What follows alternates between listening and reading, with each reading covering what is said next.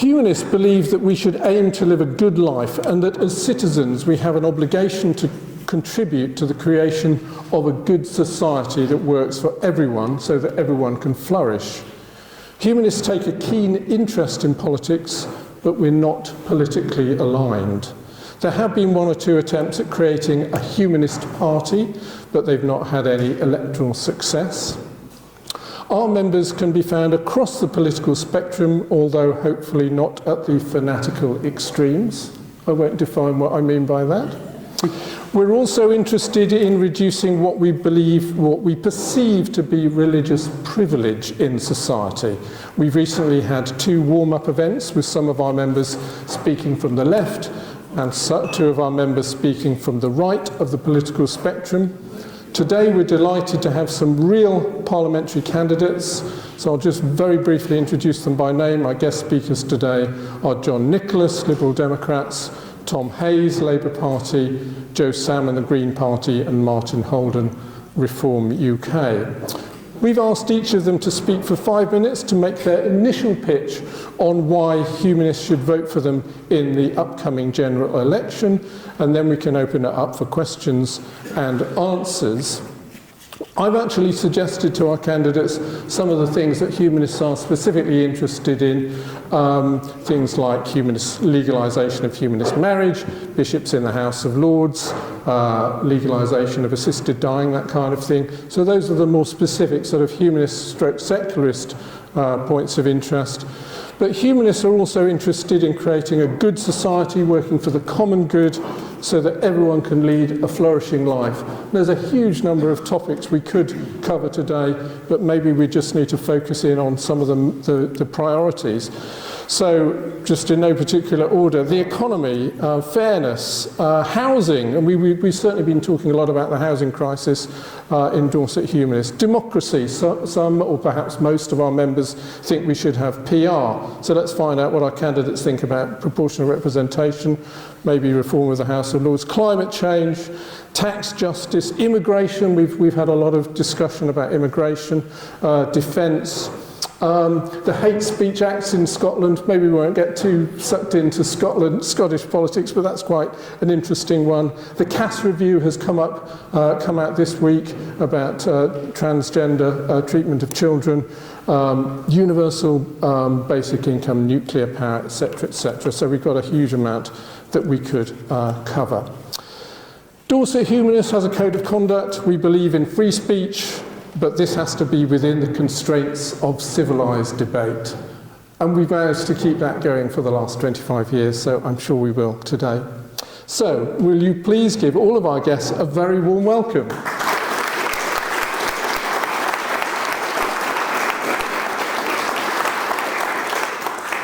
I'm going to ask them to speak in alphabetical order by surname. So, Tom Hayes for Labour. Would you like to speak to us first of all, Tom? You can come here with the microphone. Yeah.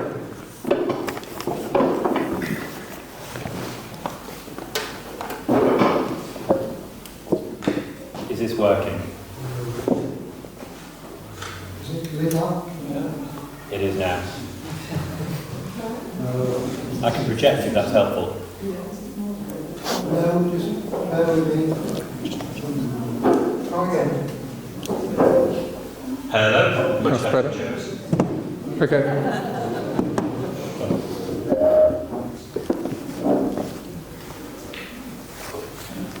Hello, I'm Tom Hayes. I'm standing to be your Labour MP for Bournemouth East.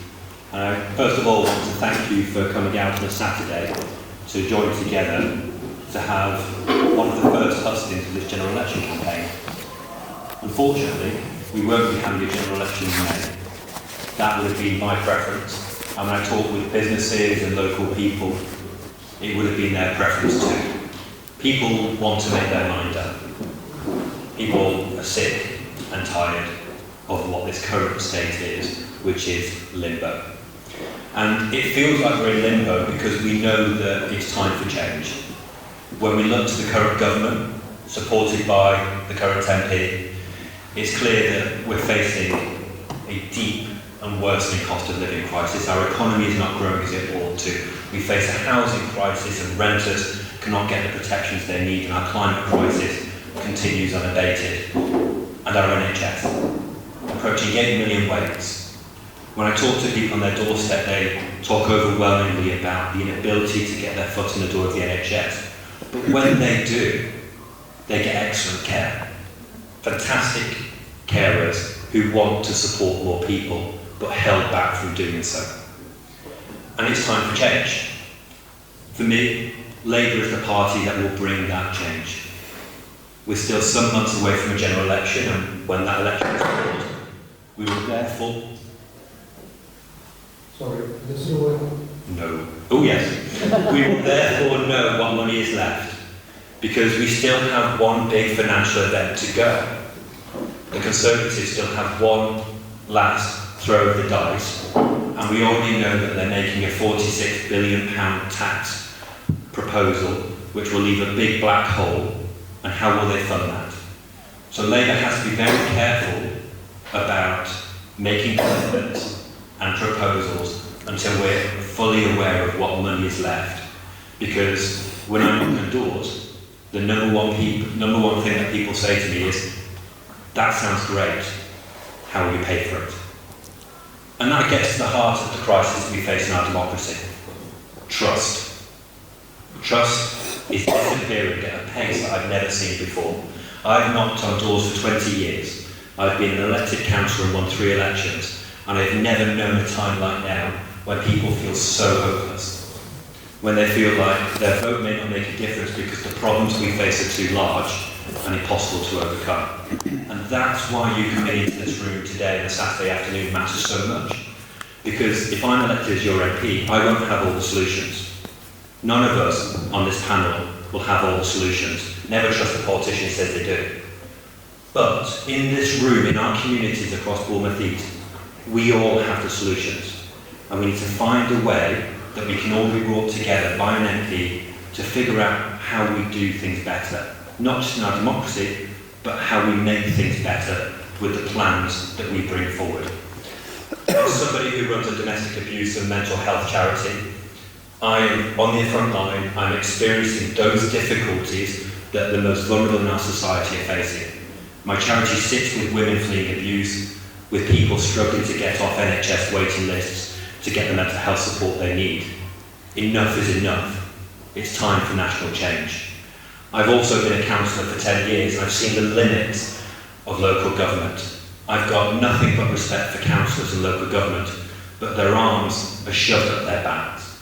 They can't do what they want to do. So as your MP, I would not try and be a super councillor. I would not try and imitate what a councillor does. My job is to represent the constituency on the national stage and to make sure you get the solutions you need at that national level. And then, just coming to a close, I've also led UK campaigns at Oxfam GB to help resettle Syrian refugees, to tackle inequality in the era of tax havens, to make sure that public services are properly funded and protected. Throughout all of what I've done, the ethos of public services runs deep. Through all that I've experienced as somebody who grew up in a council estate, caring for 2 disabled parents, a free school meals kid who went to state school that really shouldn't be standing in front of you, given the number of challenges put in my way. I know the importance of having somebody with real-world experience who's grafted to get on, but who frankly is only able to be here because a community put their arms around me. Teachers who stayed late to make sure I was educated. Neighbours who put money into my hand to make sure we had enough food. If I thought things were bad when I was growing up in the 80s, then nothing is compared with what people are experiencing today. Let's fix the problems that people are facing. Let's tackle that cost of living crisis. Let's stop the climate crisis with investment in clean power. Let's put our NHS back on its feet. Let's build houses. And let's finally put an end to 14 years of Conservative government.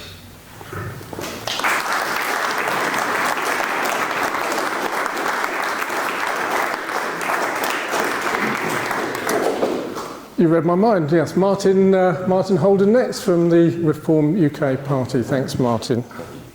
Well, first, I'll just check everyone here be okay. Good afternoon. As Tom said, thank you so much for coming out Saturday afternoon. What I'm going to try and do is try and keep this short, because I'm well aware that politicians are probably some of the most lonely people in the country right now, and I think wannabe politicians probably fare much the same. As I said, my name is Martin Houlden. I'm a long-term resident of Bournemouth, so when I say I understand local issues, I really do mean it. In fact, the first place I ever lived was a couple of streets over, I think, that direction, Grassy Road. I don't know if anyone knows it. It's a very salubrious and delightful home that was when we were students. My point being, though, is that I live here. I've worked here. I've raised kids here and sent them to schools in this constituency of Bournemouth East. And I can remember how the town used to be. I remember how it used to be a safe place to walk around at night. I mean, who here remembers such things as the surf reef debacle from, I think, about 10, 13 years ago? Or the arguments over the creation of BCP Council? Or, if we go even further back, who remembers the interestingly designed fountain that used to be in the middle of Boston High Street? We all remember that, delightful. So when I say I know the area, I'm not making it up. And I've certainly not just been parachuted into the area and given a shiny rosette. I think it's important that your MP has a close, long-term connection with the constituency. Anyhow, like I said, I'm going to try and keep this short.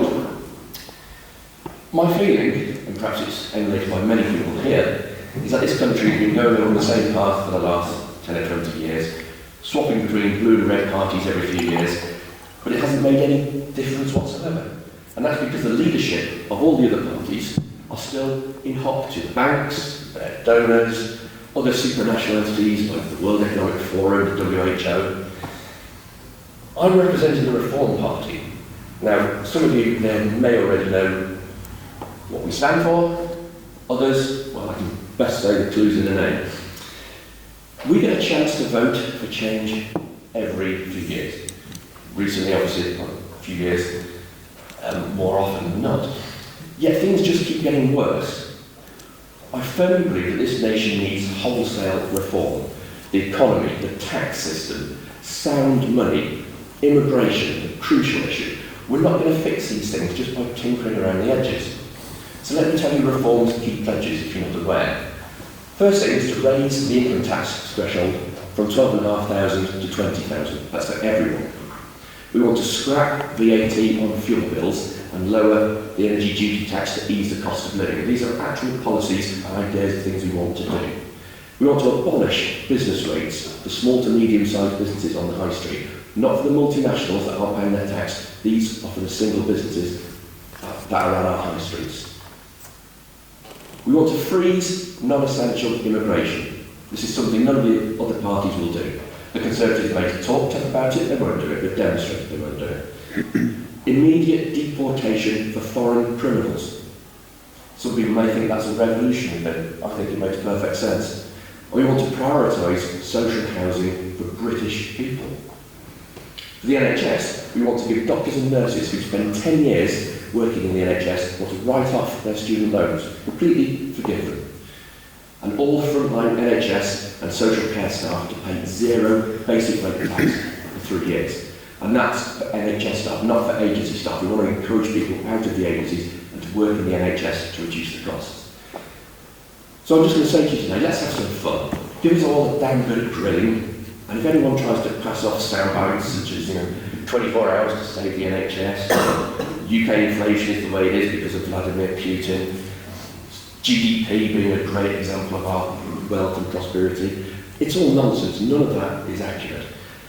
These are normally expounded by people who don't have a clue about economics. And I include in that every single member of the House of Commons. Anyway, I'll draw to a close now. This has got the potential to turn into a bit of a rant, and when I get going, it will take ages to start with. So let's just have some fun this afternoon. As I say, please feel free to give us some questions and drill down into the answers and really give us a good quiz. Thank you.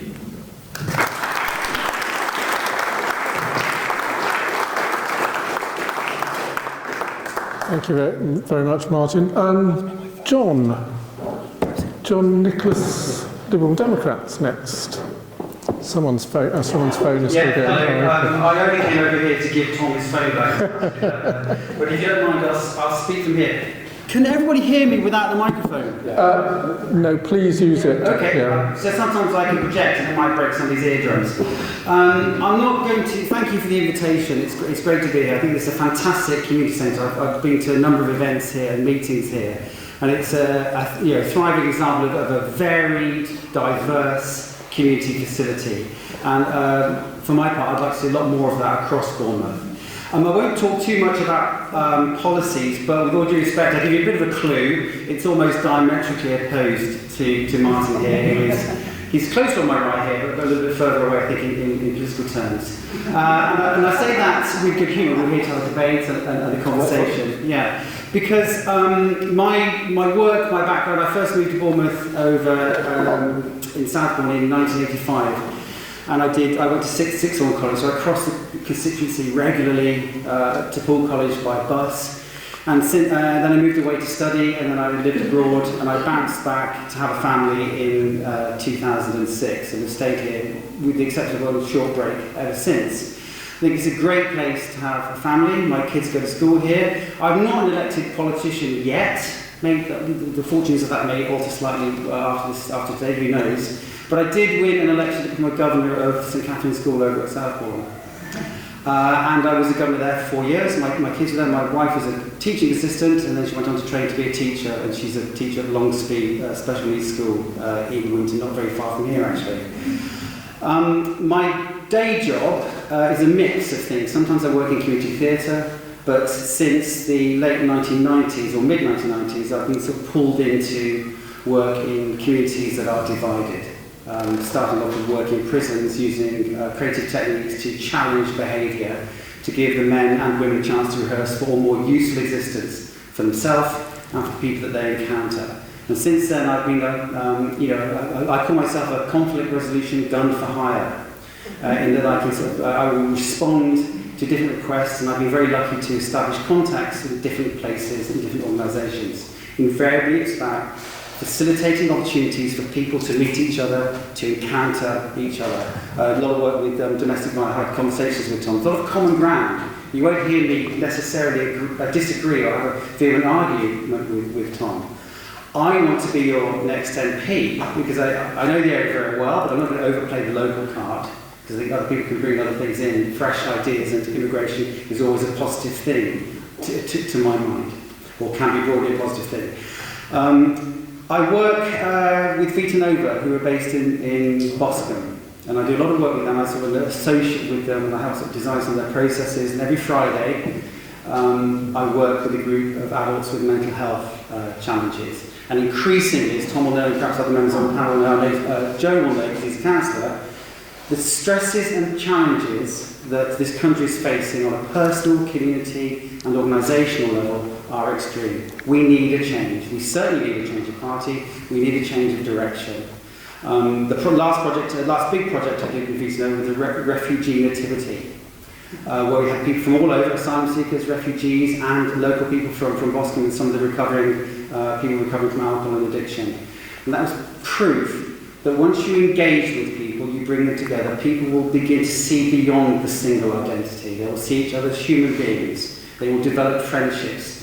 They will learn about common ground, and they will engage.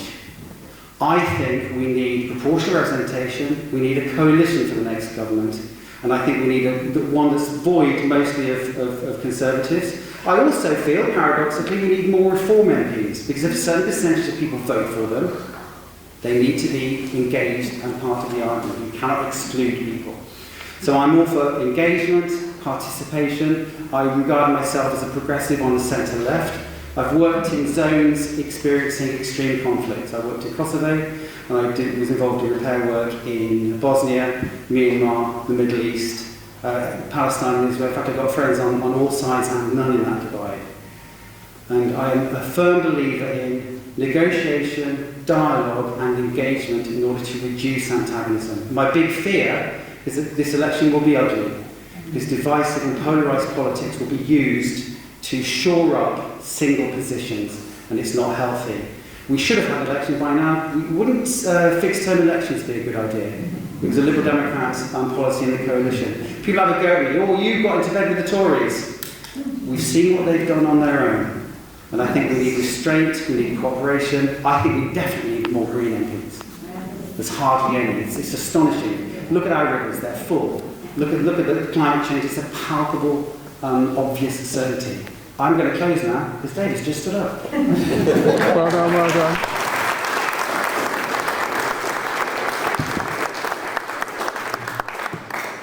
Thank you very much, John. So, Joe, would you like to stand where you are or come here? That's fine. Stand where I am. I'll wander about properly. I'll hopefully not get lost. Testing. Right.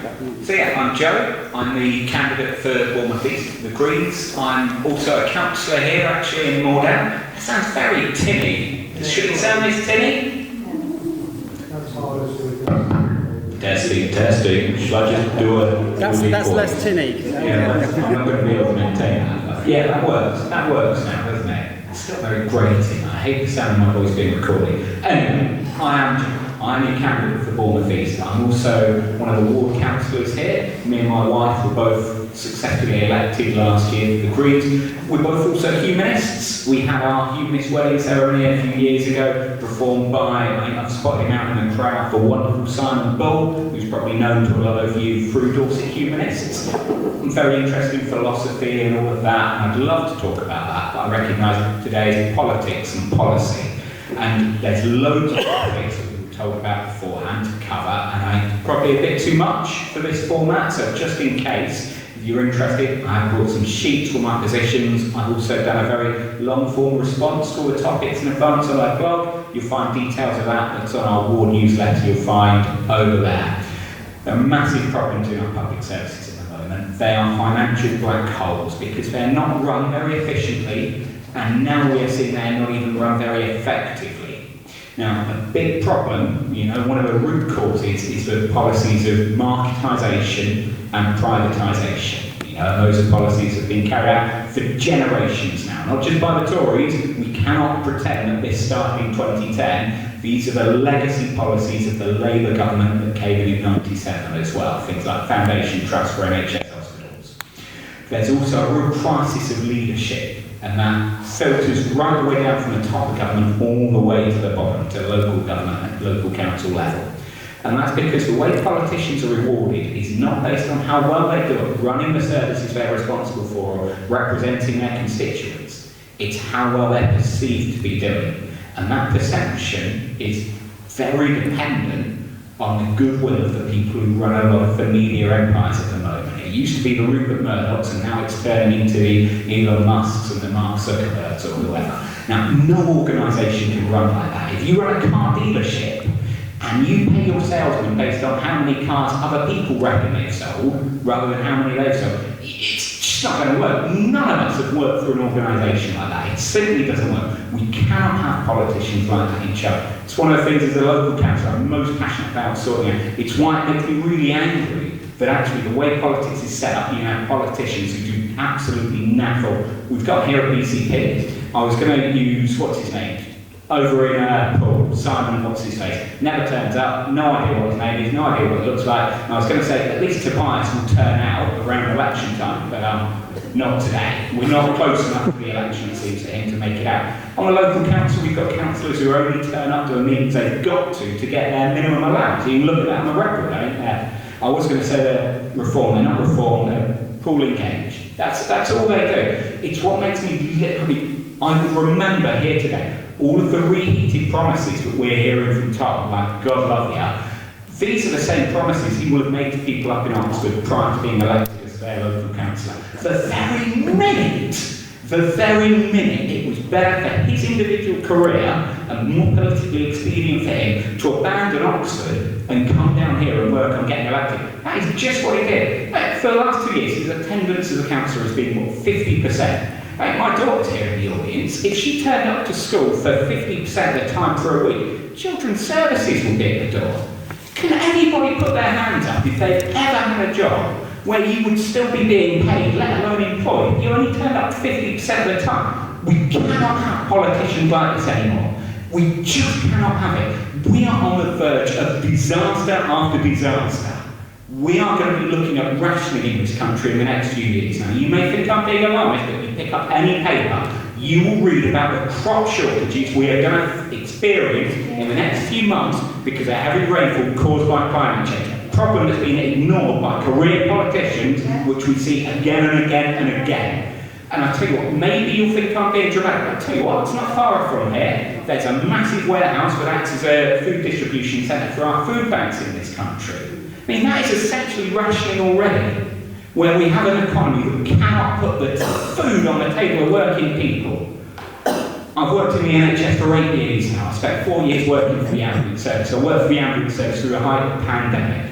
And I tell you, all you needed to do as an MP, all you needed to do as a politician is follow the clinical advice, make sure those decisions, discussions are not politicised, and keep your fingers out the till. That was all they had to do. And we lost billions in fraud to COVID. Billions. Hey, if anybody else was responsible for losing billions of pounds at work, they wouldn't be sacked, they'd be fired. Right, I've already hit my 5 minutes. You have. All right. That's why I'm Give him a round of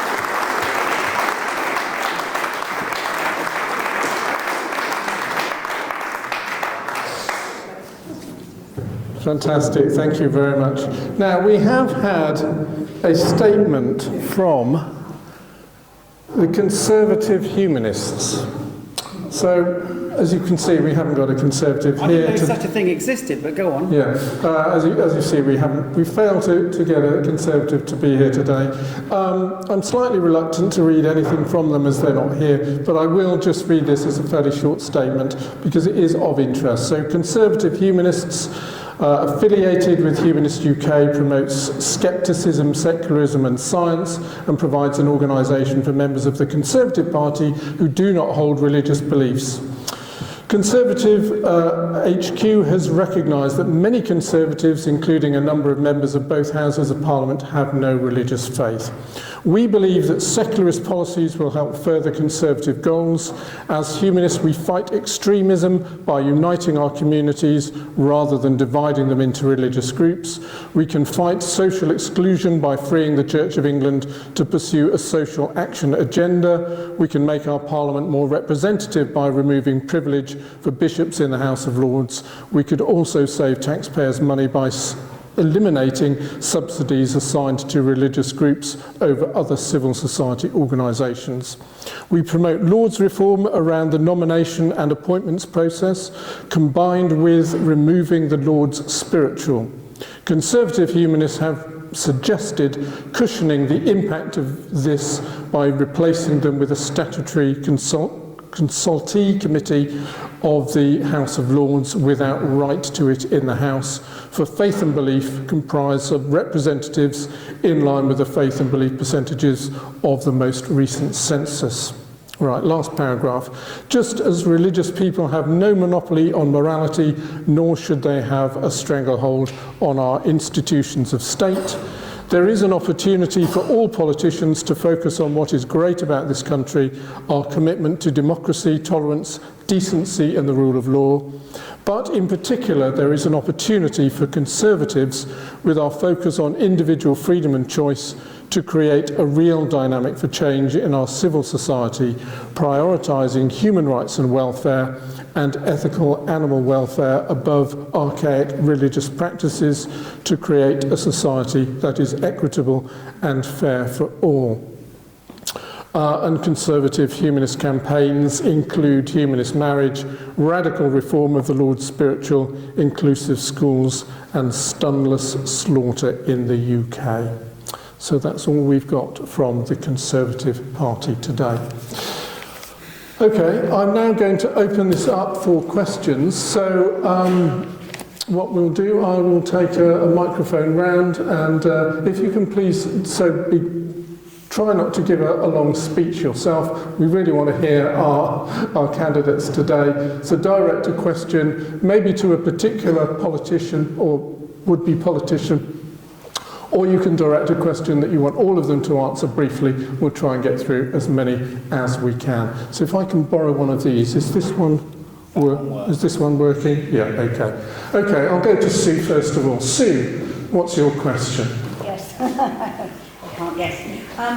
Thank you so much, Joe. You're right. We have no idea what's. Just hold this a little bit closer. That's it. We have a tsunami of grief heading straight for us. The BCP climate change plan will not protect us, won't give us food, shelter, water, will invite crime and war because we won't have sufficient for our resources. We're running out. I would very much like to hear, please, from the Reform candidate what you are going to do about the collapse of the biosphere and how will you educate the people of this area to protect ourselves at speed and scale as required by the science, decarbonisation at speed and scale overdue and not told us by Koonsberg or anybody.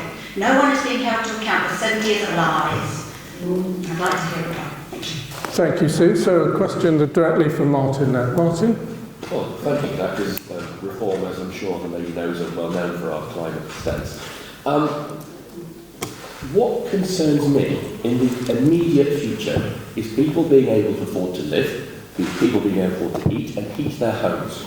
And some of the policies of some parties focus on issues that, quite frankly, we can make little or no difference about.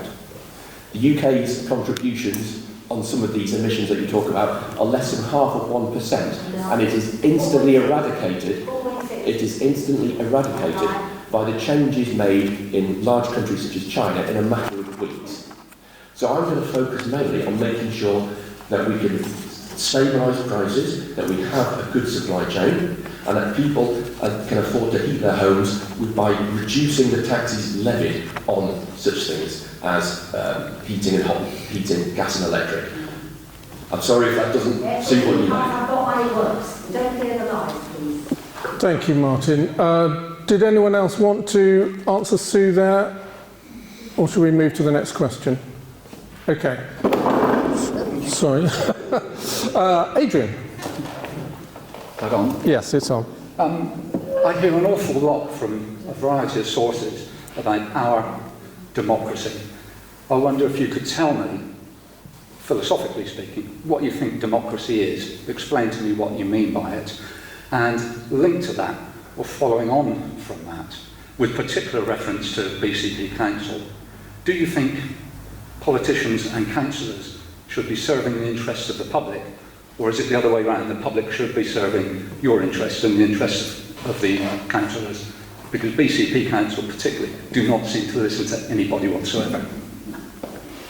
Thank you, Adrian. Should we go to Joe and then we'll go down the line? So do you want to answer that, Joe? Yeah, go for it. Can I grab the mic? Yeah. So this is the kind of philosophical question I actually really love. That's what I love studying at school, philosophy and all of that. So democracy, rule by the many, rule by the people. And I mean, we all understand that's what it is. Now, that is dependent on having an informed public, first of all. And I'll tell you what, I've been a councillor since last year, and there is such kind of obfuscation? What's the word for it? Obfuscation. Thank you, sir. You're much more literate than me, much more well-spoken and all of that. But yeah, the way all of these government departments work, you know, and it is terrifying how even once you have elected people who care about stuff, how little they can do. And we really need root and branch reform of our political system for it to be truly democratic. So it doesn't just mean things like PR, totally support PR, abolish the House of Lords, bring in PR, totally elected House of Lords, STV for constituency level MPs. I'm sure there are some people out there today who are really into voting systems and they'll tell me, oh, actually, STV +1 is better and stuff like that. I'm sure there's tons of detail, but that's just obviously what should have been done. And I would remind you all, these are things that politicians have promised us again and again, and they never get delivered. And part of the problem of that is we have a pay-to-play system of politics. You know? These guys here, they will all have millions of pounds behind them and their campaigns. If you remember the trade union, I tell you what, to be fair, the Lib Dems are nowhere near as bad in terms of getting into bed with big business and whatnot. But if you remember a trade union, you know, you get a significant amount of money from your membership dues unless you opted out to the Labour Party. You know? And then if you support the Tories, you know, you're Frank Astor and you are bribing your way into the NHS to undermine it. That needs sorting out as well. We need to put a cap on spending. You shouldn't be able to buy your way to electoral victory. We have to, I'll tell you what, I'm going to say something a little bit controversial, which will probably get me in trouble, but I'll tell you what, people it's going to offend. Briefly, Joe, and then we'll hand over to... A lot of people just don't pay attention to politics. They will just vote for either the party, that their parents always voted for, or they will vote to the chosen political party of the editor of the newspaper they read. And that is it. Now, while we have a pay-to-play, pay-to-win system of politics, that is going to be a problem.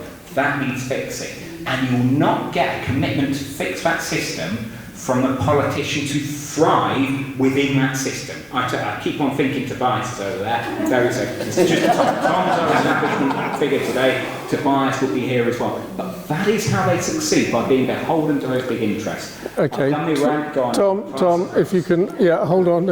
Yes.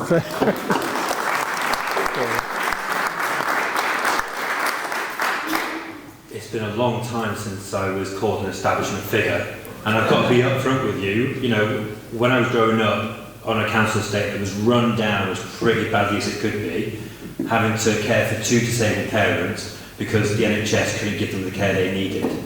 And I was the first in my family to go to university because I worked simultaneously at Woolworths as a toy boy. That's what the old ladies called me, for stacking toy shelves. But also for flipping burgers in McDonald's and at a concert arena, working sometimes 20-hour days. I did not think I would qualify as somebody from the establishment. So I actually want to bring that real-world experience into Parliament, because I agree that there are too many people who are born into privilege and who carry that privilege into their decision-making. So what does democracy mean?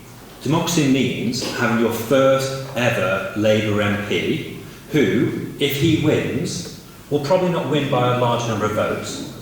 And so for the first time ever, you get to hold your MP accountable. If you don't trust me when I say I will be accountable and I will be visible, you have got structural reasons to believe, according to Joe's philosophy, that I'm going to work darn hard for you in order to get re-elected. Now, quite apart from that, I actually want to be an MP because I want to make a difference. I've never worked in the private sector. I have only ever been a councillor for 10 years, or worked for an MP as their immigration caseworker, or led UK campaigns at Oxfam, or as I now do, run a domestic violence and mental health charity. So I think I'm in it for the right reasons. I just want to close by saying that I think we do need to have we'll use the word reform. I think we do need to have a rejuvenation of our politics. I've done such things as the UK's first Citizens' Assembly on Climate Change, facilitated by Ipsos Mori, to bring together up to 50 people with a range of viewpoints and backgrounds to just get climate action going. I've led a youth climate summit because young people would disproportionately bear the burden of the pollution of today, but they don't have a vote, so let's make sure we hear from them. And I would close just by saying democracy is not purely about representation, it's actually putting your shoulder to the wheel and getting stuck in.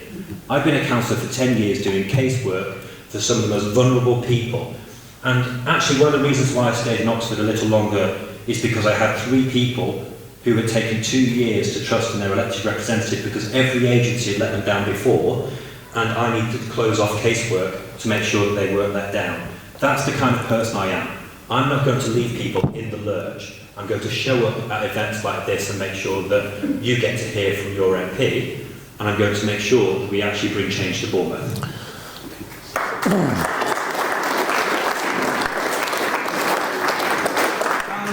Yeah, I never worked at McDonald's or anything like that, but I did work at the Hanby House in Boston. Do you remember that? Yes. Anybody remember I flipped burgers there? I've worked there too. Yeah, did you? When were you there? Oh, a long time ago. And the reason I mention that is I also worked at the Hungry Hiker and also Sainsbury's in Boston, is that I think I've been interested in politics for quite a long time.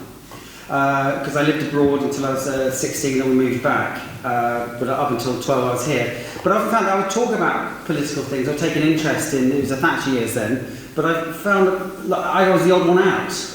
There doesn't seem to be much engagement or interest, and when you look at the seesaw and the swing to here and the swing back to there, I can understand why people are disillusioned and disengaged. It doesn't help that we have a system of elections that is absurd. It is completely illogical. More people could vote for Tom as Prime Minister than me, and I could still become Prime Minister. That could happen. It has happened because of the lack of proportional representation of first past the post. In recent times, in the 2019 general election, which was effectively a single issue general election, more people voted for parties that wanted a second think on the Brexit issue, because it was a slim, it was a 48 point something against 51 point something. And yet Boris Johnson, on 53% of the vote, got 60% of House of Commons and 100% of policy. And even his platform was built on lies. You'll still be able to trade, there'll still be freedom of movement. Lies. They did not happen. It's destroyed the economy, and it's wrecked many things. It's wrecked lots of aspirations. It's a very, very bad Brexit. In addition to that, promises were made at the £85,000 threshold. Do you remember that for people who are in dementia care? That kind of got discreetly blown away. So, and I think, with all due respect, I like Tom. I think he's a very passionate and engaging individual and would be a great MP. I think I'd be a better one. Genuinely. We have similar range of experience, but that's why we're here. I think my anger is that the Labour Party has not challenged this. You hear a thumping majority that Boris Johnson got, and then when the Scottish Nationalist leader wins, it's by the thinnest of margins. The language is distorted. Every time a politician who is progressive and interested in things like proper democracy, we should alert the public's attention to this. There is a huge democratic deficit. I think, to answer the question, to go back to basics, I think it's about being informed, as Joe has said. It's about being engaged and making things matter, and being consensus orientated. Finding a way to present to the public a policy platform that is close to what's actually voted. If we voted for a pizza that was, 40% anchovies, and it turns up 100% anchovies, we'd probably send it back. So we need to increase engagement. I'd be very content to lower the voting age for local elections. I think critical thinking and engagement need to be in our schools. I was once speaking at a meeting on violent extremism in Finland, and as you sit down for a nice supper, I said to the lady next door, who are you? Thinking I had a big and interesting career. She said, I'm the Vice Minister of Education in Finland. I said, okay, we've played poker and you've just won. So I said, what's your secret? And she said, we talk about politics and we engage, and we have critical thinking and philosophy early on. But it's also about broadening reference points so we understand the other, so there are fewer others, there's more us. And we may agree to disagree. I will disagree and probably agree with everybody for one or two things on here. But how do we establish some kind of consensus and engagement? Bring the voting process lower, especially for local elections, schools, parks. That's what local elections are effectively steward. Well, young people experience those more than older people. I'm not saying we exclude older people, but there we are. But yeah, so I think we need to see democracy as a process as opposed to a finite winning thing where one team gets to win. That's oblique, it's inhuman, it's unfair, and it's absurd that in this century we still have such a stupid, unfair election system that will invariably be manipulated by the extremists in the big parties. Thank you very much, John. Martin? Okay. Well, I think most candidates, especially from the smaller parties, are going to be in favour of some sort of PR. We only need to look back at the example in 2015 where UKIP got nearly 4 million votes and only had one single MP. Whether you agree on the left or the right with the policy back then, that's deeply unfair. I personally favour the model that they have in Switzerland, the direct democracy, where they have local referenda in each of their cantons and the policies and decisions are made at a much closer local level.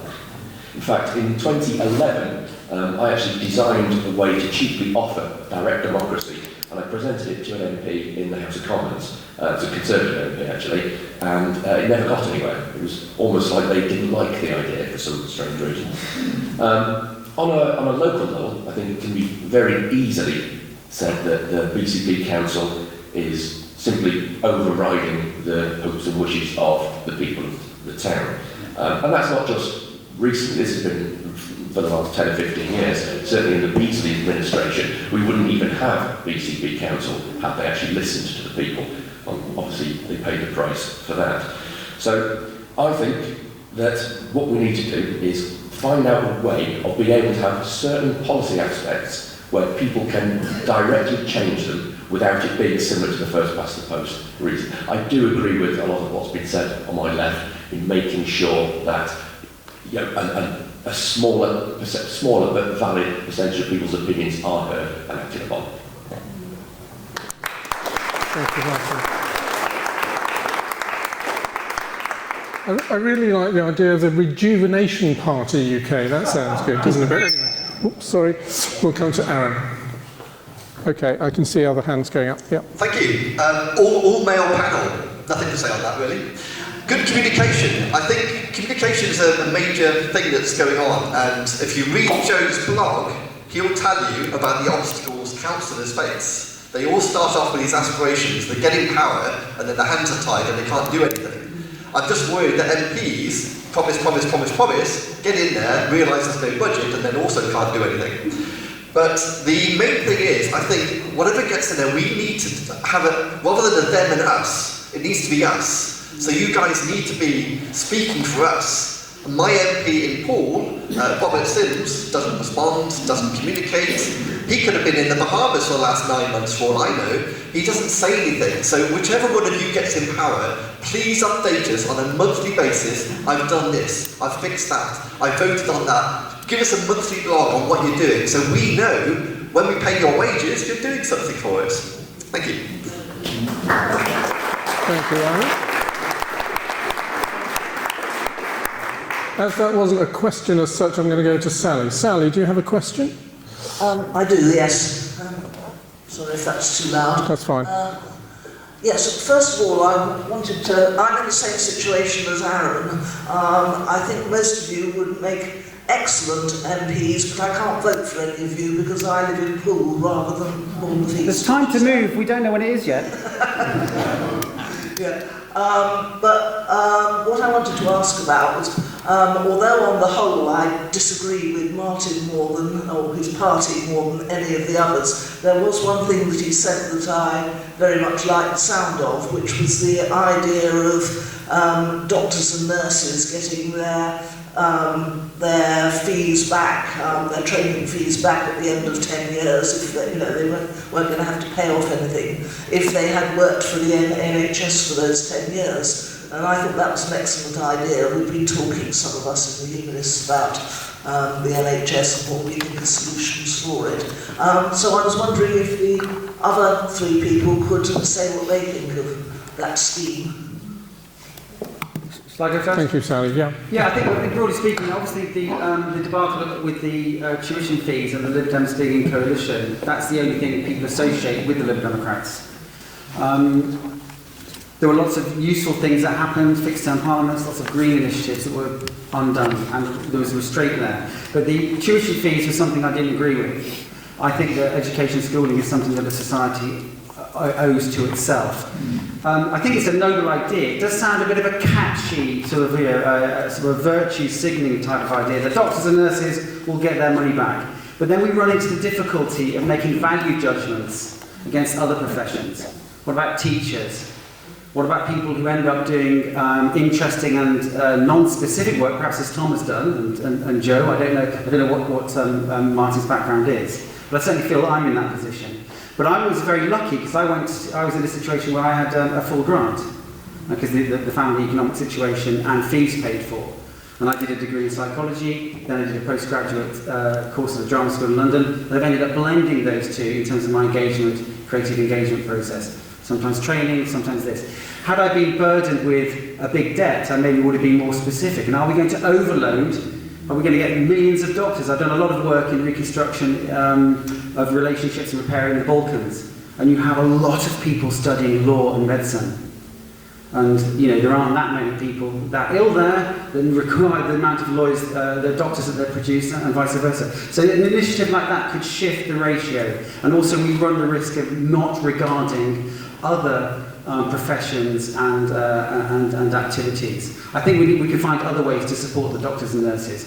I personally, it's not party policy, would be in favour of going back to a grant system. And I think the education, especially with things like medicine and nursing, has become money spinners in some sections for some universities and for all the other subjects as well. And I think we need to think about genuine useful, equally regarded alternatives for young people, apprenticeships, work schemes, and such, not be fixated on this university. I teach undergraduates sometimes, and often it feels like they're there because they're holding space, they're being invited in because it puts lots of money in the institution, which very frequently ends up in the car park.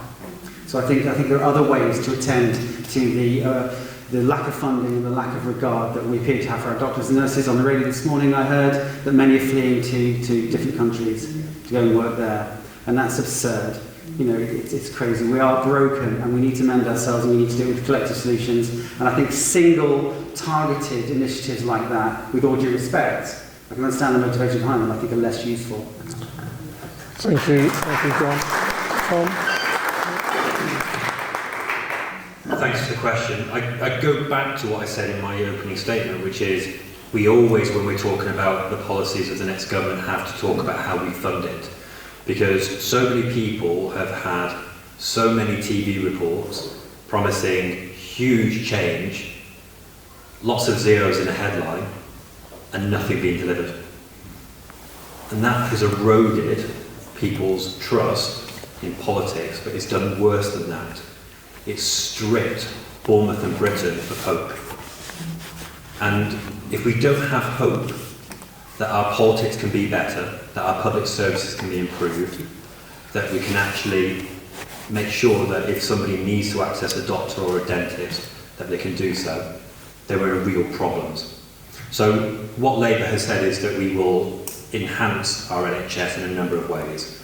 We're going to be providing training for up to 20,000 doctors, nurses and dentists, doubling the number of cancer scanners. We're going to be doing that by making sure that we raise £5 billion a year by closing once and for all the tax loophole which is open to non-doms, those who make their home here but don't pay their taxes here. At the last budget, Jeremy Hunt, the Chancellor, announced that he was going to close the non-dom tax loophole. In fact, when you drill into the detail, that is not what's going to happen. So Labour this week came out categorically and said that we would do that.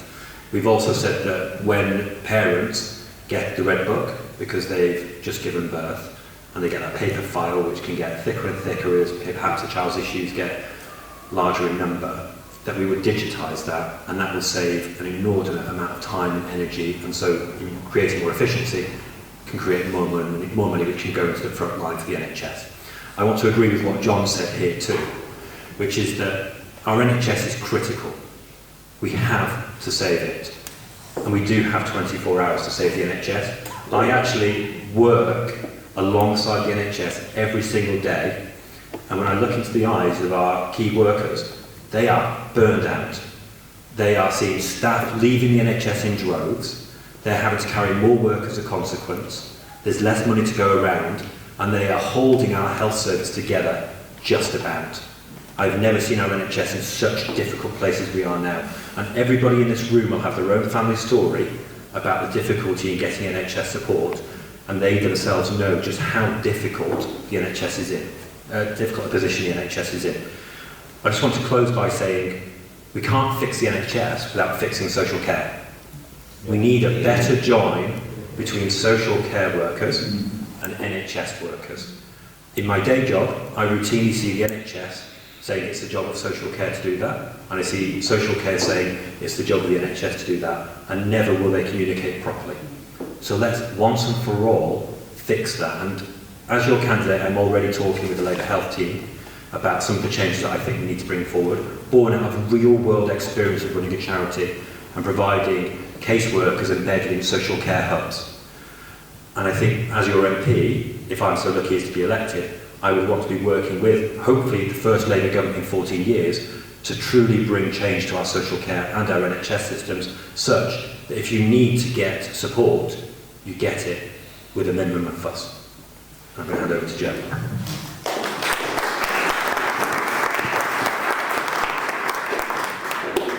So I think it's actually a really sensible point one of the other candidates mentioned, which I forget which one because I'm terrible, Mind Like Fish, that's one, Salmon, and which was that it's really hard to say, oh actually NHS staff should get all of these privileges, but what about teachers, what about police? And I tell you what, I'm a real believer in fairness, which is something I think is really important to most humanist audiences. Big believer in UBI. I think universal basic income, unconditional basic income, That is an idea whose time has come. And when we talk about these ideas, though, we're told by all of the politicians of austerity, from the Labour Party, from the Conservatives, there's not enough money. There's not enough money for this, and it's really complicated problems. And actually, I'll tell you what, if you have worked in the private sector, I've worked in the private sector before I came across the Southwest Service Ambulance Service Trust, you actually realise that a lot of problems in the public sector and local government, they're not really complex. They're just, you've got crap systems that you're not prepared to change because they benefit you or the people at the very top of your organisation. One of them's tax, yeah? So we have a real problem of big corporations, multinationals, not paying their fair share of tax, yeah? And whenever you get one of these civil servants or MPs down there talk about, it's how complicated, what do you do, how do you make them pay their tax, how do you make Amazon pay their tax?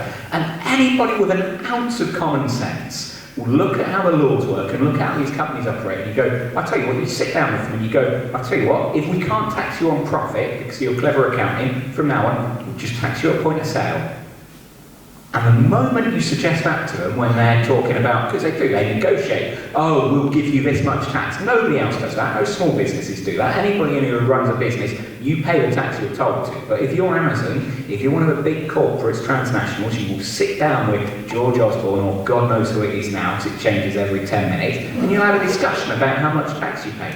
And the moment you tell them, we are going to start taxing you at point of sale rather than at profit, because you can't mask that, bosh, you have solved that problem.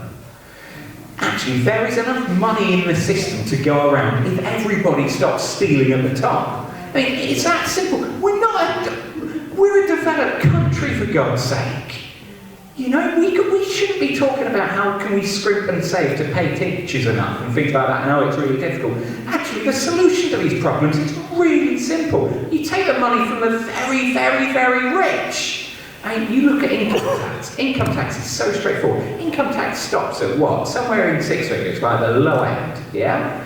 We have people on 7-figure salaries. When I worked in the private sector, I worked for Barclays Bank. I worked for, what's his name, Rob Diamond. He's right at the top. He's on a 7-figure salary. And his rate of income tax is the same as somebody on a 6-figure salary running a local authority. That system only exists because the people ultimately responsible for administering that system are beholden to the people at the top for their power, for their careers. Am I already Joe, tired? that's fine. I mean, I think you're just going off onto some other subjects there, so I just want to go to the next question, if that's all right. But I'd say it's all linked, but yeah, we're limited in time, aren't we? I want more questions. I want some tough, lovely ones that make us squirm on stage. Give us some horrible ones.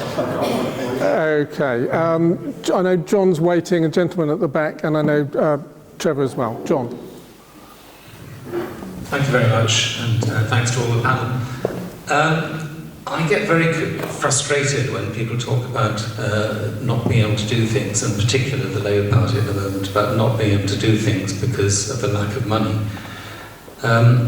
It appears that what I'd like to know is why you consider yourself constrained by the economic policies of the so-called sum of money determined by the Conservative Party.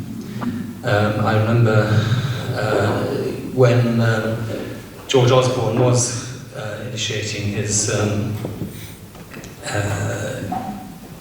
terrible squeeze, which was still suffering from the results of, the Labour Party at Miliband was unwilling to oppose austerity. Now, in particular, an example of this is the 180 billion, which has caused such a lot of problems, which was promised as green investment. Now, why would you be constrained into not investing? Capital expenditure should be thought of differently from current expenditure. And a green investment in, for example, insulating people's homes would help to regenerate the economy through employing a lot more people. It would save money clearly by not needing as much fuel. And it just seems extraordinarily short-sighted. Just finishing, if you think about Attlee Attlee's position at the end of the war. The economic position and the debt that we were in, supposedly, at that time after the war, was hugely greater in proportion to the economy than it is now. And yet that was when we had the largest building programme ever and introduced the NHS.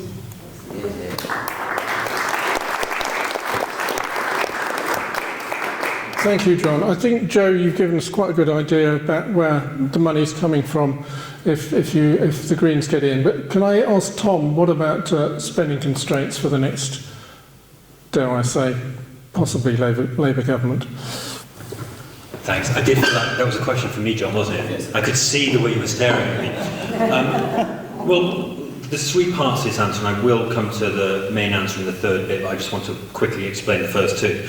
So, I just want to say that on the issue about taking climate action, I think you and I are very much on the same page. We've talked a little about this before. So previously I've been a councillor in Oxford where I served for 10 years, and in that role I've delivered large-scale green infrastructure. So some of those things include the world's largest hybrid battery, which has been linked to the UK's largest EV super hub, 38 EV charging stations that are fast chargers, widespread renewable energy generation, so the council investing money from the grant into solar carports, ground source heat pumps. There's other things.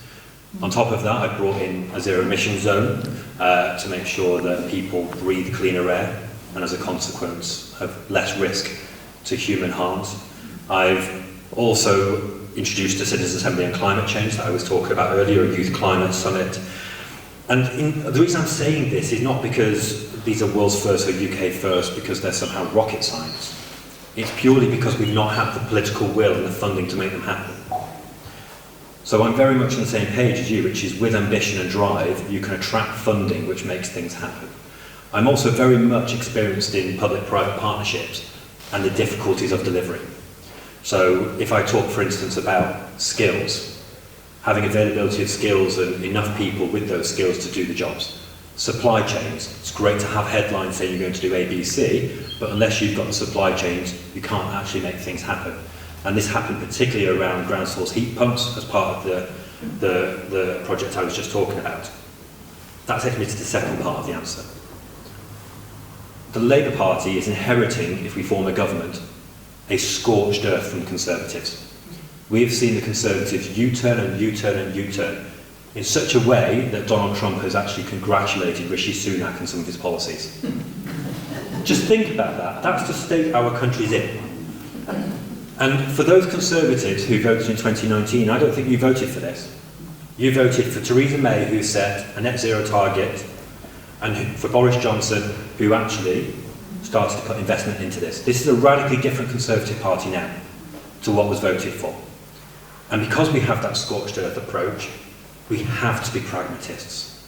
We have to be, because if we don't be pragmatic, we will not move at pace and at scale with the green infrastructure needed to tackle the climate emergency. And I say that born of the experience that I have. And then that takes me to the third point. Why do we have spending constraints? 2 words. Liz Truss. In the few days that she was in power, she ravaged our economy and decimated our public finances. As a domestic abuse and mental health charity chief exec, I only have so much money in my back pocket to pay my staff of caseworkers and to make sure that I deliver services, and I can't go beyond that. For the government, while it can be more creative around borrowing, it still has to live more within its means. And that will not be something that everybody wants to hear, but we also recognise in talking about democracy that there is a broad range of views in this country, and there are many people who actually want this country to be able to live more within its means. So if we are able to mobilise investment early on in those areas of climate and green industry which can bring fast returns in, brilliant. But without supply chains and without the jobs, we're not actually going to be able to move at the pace and scale that we need. So we need to spend the first 2 years really building up supply chains and jobs and skills to be able to deliver over the lifetime of the Parliament. It's boring, it's pragmatic, but at the end of the Parliament, it will get more done than not, and it will get significantly more done. And if I just close by saying, with the experience that I've got, and having convened a zero carbon partnership which brings employers and emitters together, I've helped to bring supply chains on track, I've been helping to bring skills on track, and I could do that here too. We could have far more renewable energy generation, far more electric vehicle charging infrastructure.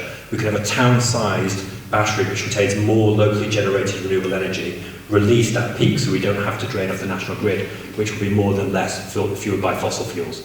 This could be our green future. We could see the college having courses to make sure more local people are part of our green industry.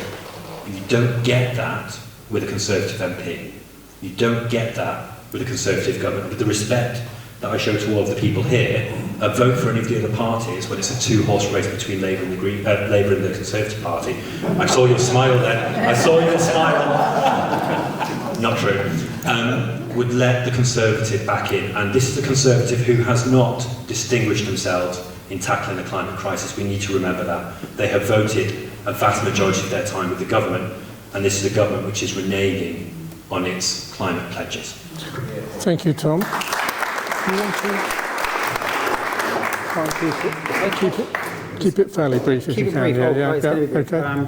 It's not a two-horse race. I wouldn't be here if I didn't think there was a genuine possibility. I think the chemistry of the next election is going to be quite different. I also think, if anybody could put their hands up to name a Liberal Democrat supporting newspaper, then please do it now.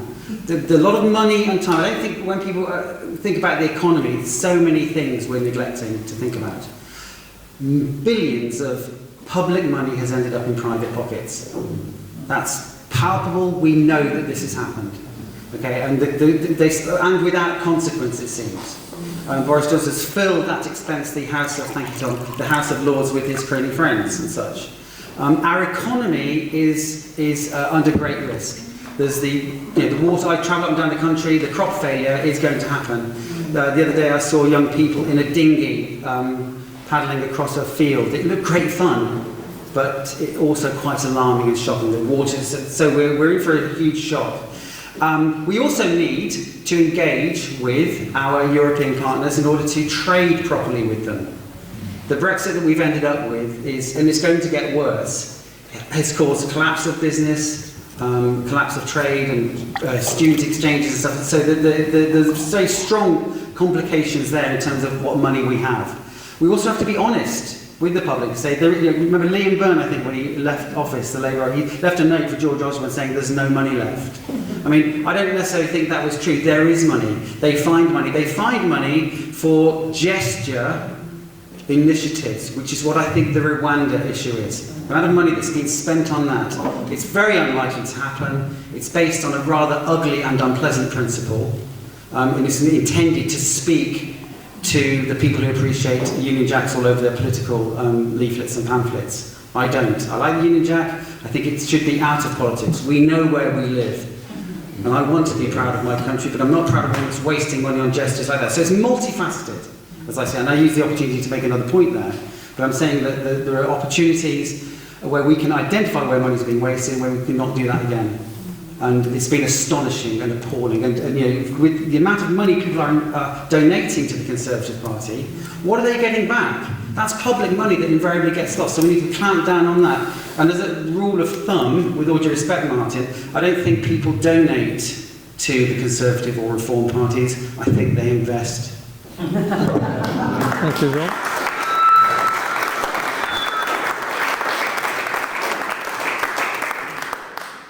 Well, if anyone wants to invest in the reform policies, please do see me out.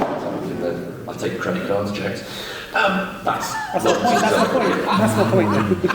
I think if you could see the reform party coffers, you'd obviously see that we're not getting donations from large benefactors such as that. But I do like the idea, thank you. Let me try and get back to the question about creating money to pay for everything that we need. That Conservatives have mismanaged the economy, I think, is pretty clear and evident for anyone to see.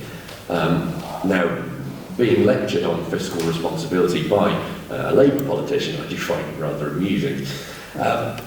If anyone really wants to understand why we can't just print to infinity, it's because unlimited money creates unlimited inflation. You only have to look back at the last few years to see the effects of that. There's a fantastic book that, if you really want to get into it, you could read called When Money Dies, which talks about the effects of inflation in the Weimar Republic. And this is, every time we've seen this, the same event happens. You don't need to look at Zimbabwe or Argentina every sort of 15 to 20 years. We can't just print to infinity. The government needs to be fiscally responsible, and that's something we haven't had, since 1971, since the US came up with the gold standard, and we're pegged to that as well. We need to be careful with what we spend out. We need to cut our costs. And for everyone complaining about austerity, let's not forget we've got a budget deficit still of about 85 billion a year. That's 85,000 million pounds we're spending more than we're taking in. That's not austerity. We need to be significantly more clever in where we buy things and how we can save money in the future. And I don't think it's just a case of trying to grow our way out of it. That's one part of the solution. But the other solution is to stop spending so much money on things that we can stop spending money on.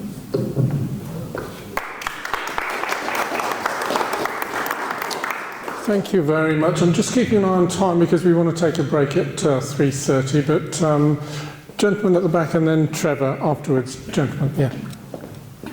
Thank you.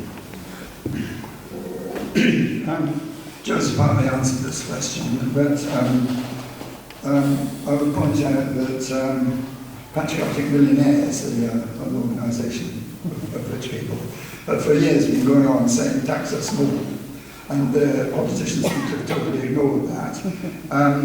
In particular, I was quite dismayed when Rachel Reeves ruled out a wealth tax. It seems such an obvious thing to do. And why on earth would it out?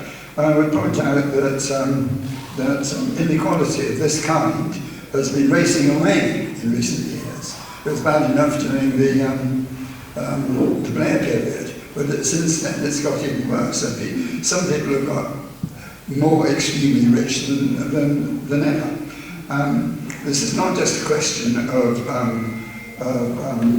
finance, money. It's almost also a question of morality, really. Should it be the case that some people can have incredible wealth and other people are struggling to have any kind of comfortable life at all? So to the layman person, I would say the closing of the non-dom loophole is a good idea, and it should be done. But it's a drop in the ocean, really. I think Joe's a bit nearer to it when he says that there should be a total revision of how we raise taxes. And it should, in fact, be possible to raise taxes on the rich, and the very rich, and possibly even reduce them on the poor. Because as soon as you say, oh, we will raise some taxes, the Daily Mail, etc., will shout, they're raising taxes, they're raising taxes. Well, wouldn't it be rather clever to raise the taxes to a suitable degree on the rich and the medium rich, the rich and the very rich, and be able to reduce them on the poorest? And you could say, we're not uniformly raising taxes, we've actually reduced them for the poorest. So I would like to ask why Labour doesn't have a policy on this, doesn't seem to have a policy. It hasn't mentioned, as far as I'm aware, the council tax, the disgraceful thing that the people with very expensive properties paying the same council tax as people with only modestly expensive properties. Okay, let's let Tom answer then. Yeah, I think we've got the gist of your question. Thank you very much. Okay, so there was a direct question to Tom.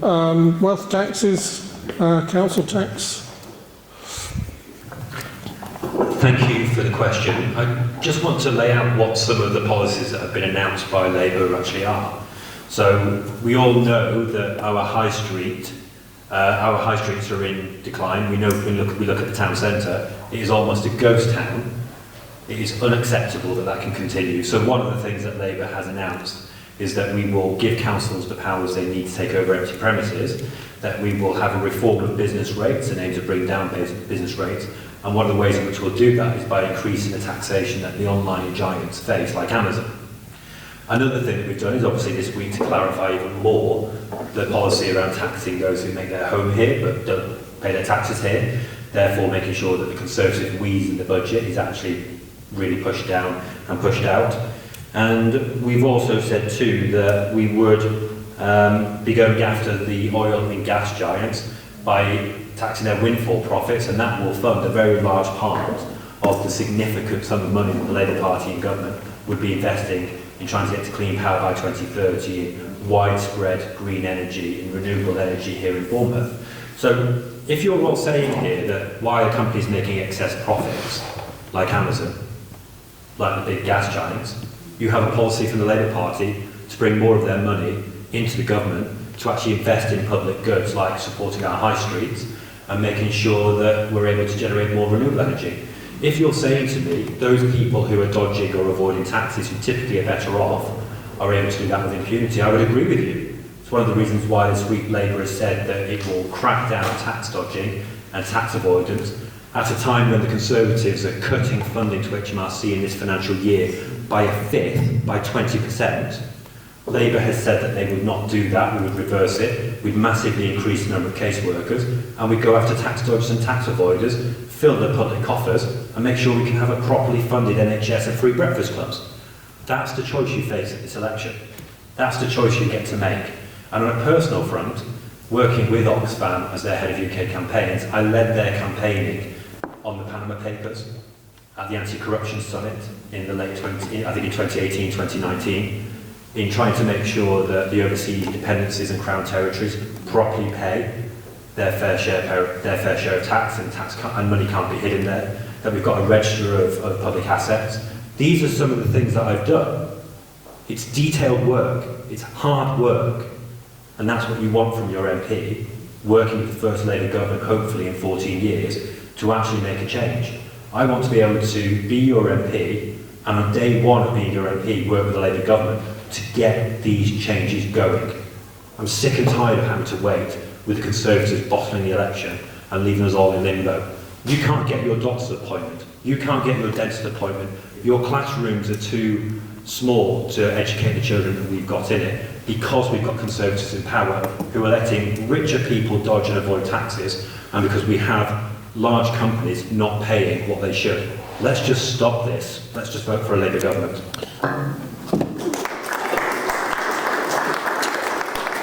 John, do Liberal Democrats have proposals for wealth taxes? I'm always overjoyed when other parties steal our. Can you just use a mic? Yeah. Thanks, Tom. I'm always overjoyed when other parties steal our policies, like the windfall tax, for example. I think one of the useful and strong achievements of the coalition government, and there were many, go and look at them, and there were some wrong steps and big mistakes as well, was to raise the lower threshold, the threshold of taxable income. And that's been stalled for quite a significant time with tremendous impact on working families, including myself. It's made an impact. I don't earn a great deal of money at all. So I think it's a broad economy. In terms of taxing the rich, I think big corporations, Amazon, this is me personally speaking, there are strong arguments, with huge turnover, very low taxation because of paperwork that's registered somewhere else. That's clearly wrong, because that's money going out of the country. One of the big issues with Brexit has meant that when people were here from the European Union, the money stayed in our club and people stayed and lived here. Now we have lots of money leaving the country, whether it's through corporations and we're not taxing them properly, or competitors taking up business that we once had. So fundamentally it's the economy. I think we need to adjust the higher taxation brackets to get more equity up there. It's a very blunt instrument because then you do get people tending to jump ship. But I think at the lower end we've got a lot more work to do. Somebody's mentioned this. I think if we raise the taxable allowance considerably, but I think we need to adjust it at the upper echelons. But that's not the only thing. We've got money drifting. The Tories are putting brown stuff in our rivers. Money is disappearing at the same rate. Our economy is in serious trouble. It's hemorrhaging, and some people have, with good merit, suggested that if we begin to brutally tax higher up, There are implications in terms of aspiration. I don't completely buy that argument. I think we need to do more up there, but it's a blunt instrument, it's not the only instrument. Much more needs to be done elsewhere. Thank you, John. Martin, does the Reform UK have wealth taxes?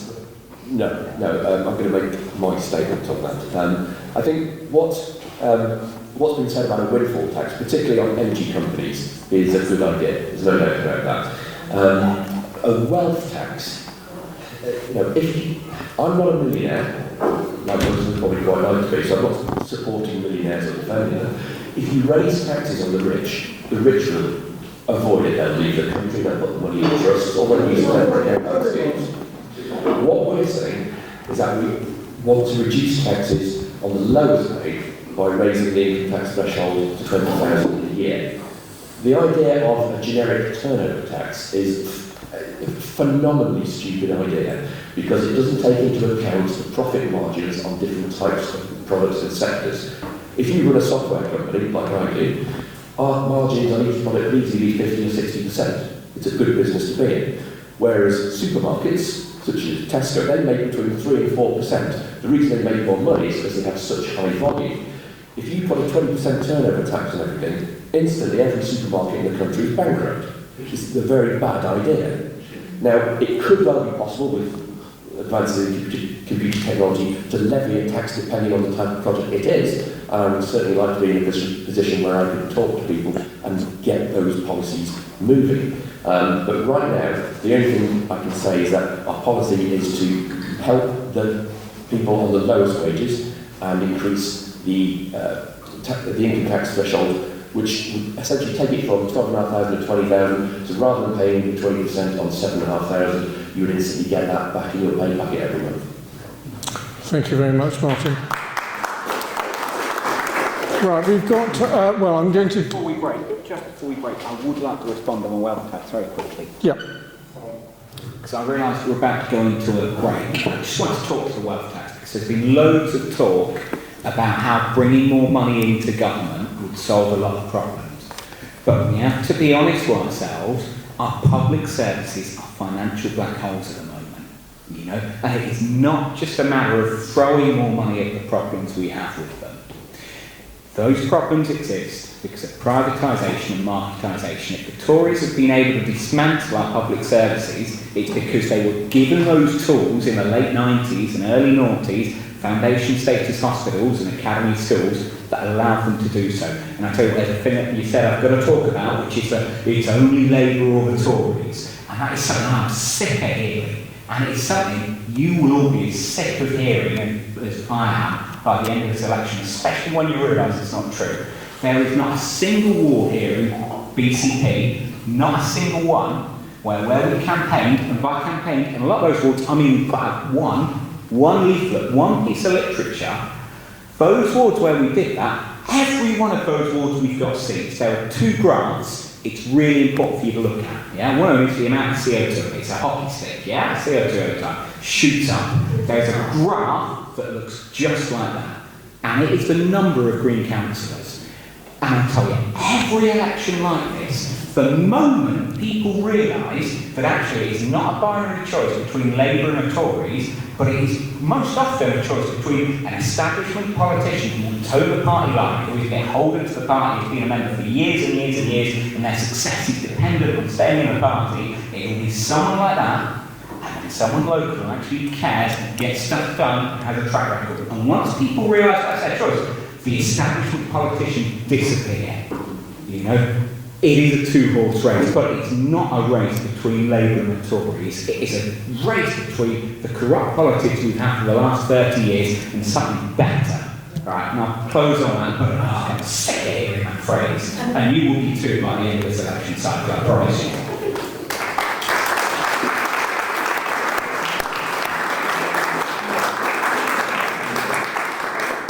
I was going to take one more, but where's Trevor gone?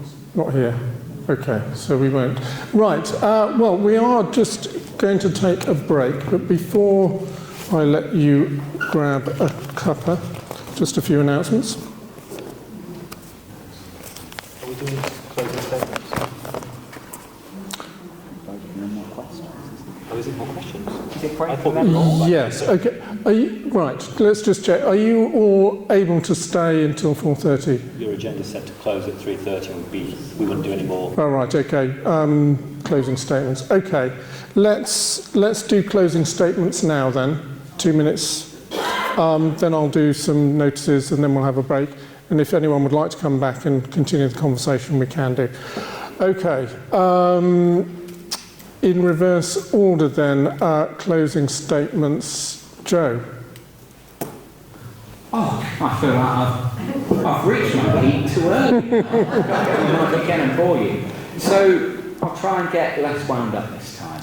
So the state of politics at the moment, this gentleman here asked a really good question, is do politicians act to serve the people or do people act to serve the politicians at the moment?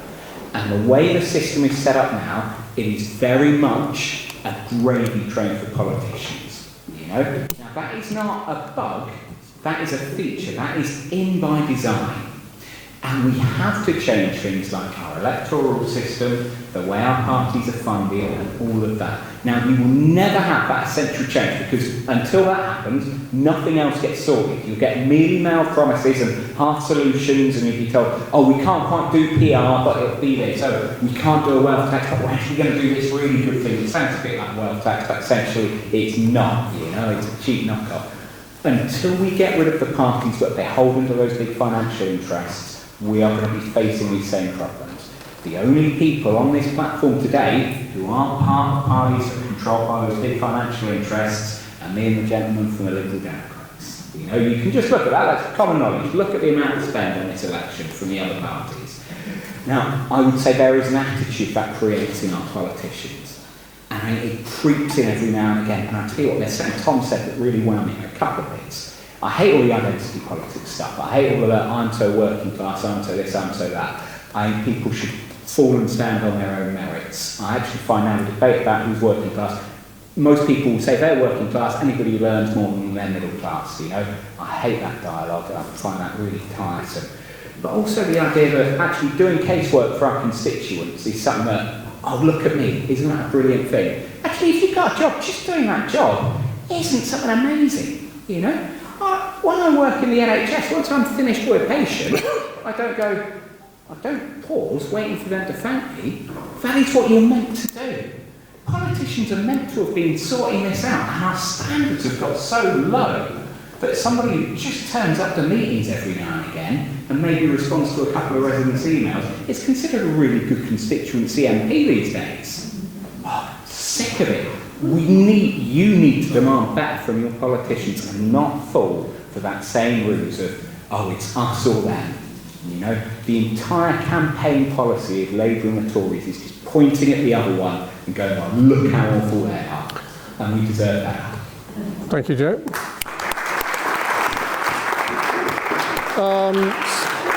Yeah, okay, we can go along the line. Yep, that's fine. I just wanted to thank you for coming out this afternoon. There's been some really good questions, and this is not the last of the hustings that will be held. There are going to be many, many more. And that's right, because you should be able to stare your elected representatives in the future in the eyes. That's why myself and my campaign team have knocked on 40,000 doors in the last 15 months. No other party has done that.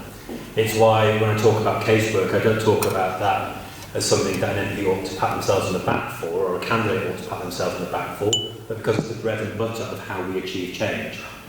As somebody who runs a domestic abuse and mental health charity, the caseworkers that are in my charity are working non-stop to limit people's exposure to vulnerability and to make sure they get support at a time when the NHS is on its knees. It's important that we recognise our carers and our key workers for what they do, and the casework is important to that. I also think it's important to tell you about where I come from, not because I want to romanticise what a working class background looks like, but because actually it explains who I am. And I think in an age where we have politicians who don't have backgrounds like mine, knowing that I do have this background, knowing that I will graft to make sure that the more vulnerable in our society get the support that they need, to model to working class kids that actually you can have a community wrap their arms around you and support you to get on. That's how you achieve aspiration, that's how you achieve a more representative society in politics, and I'm really dismayed to hear contrary.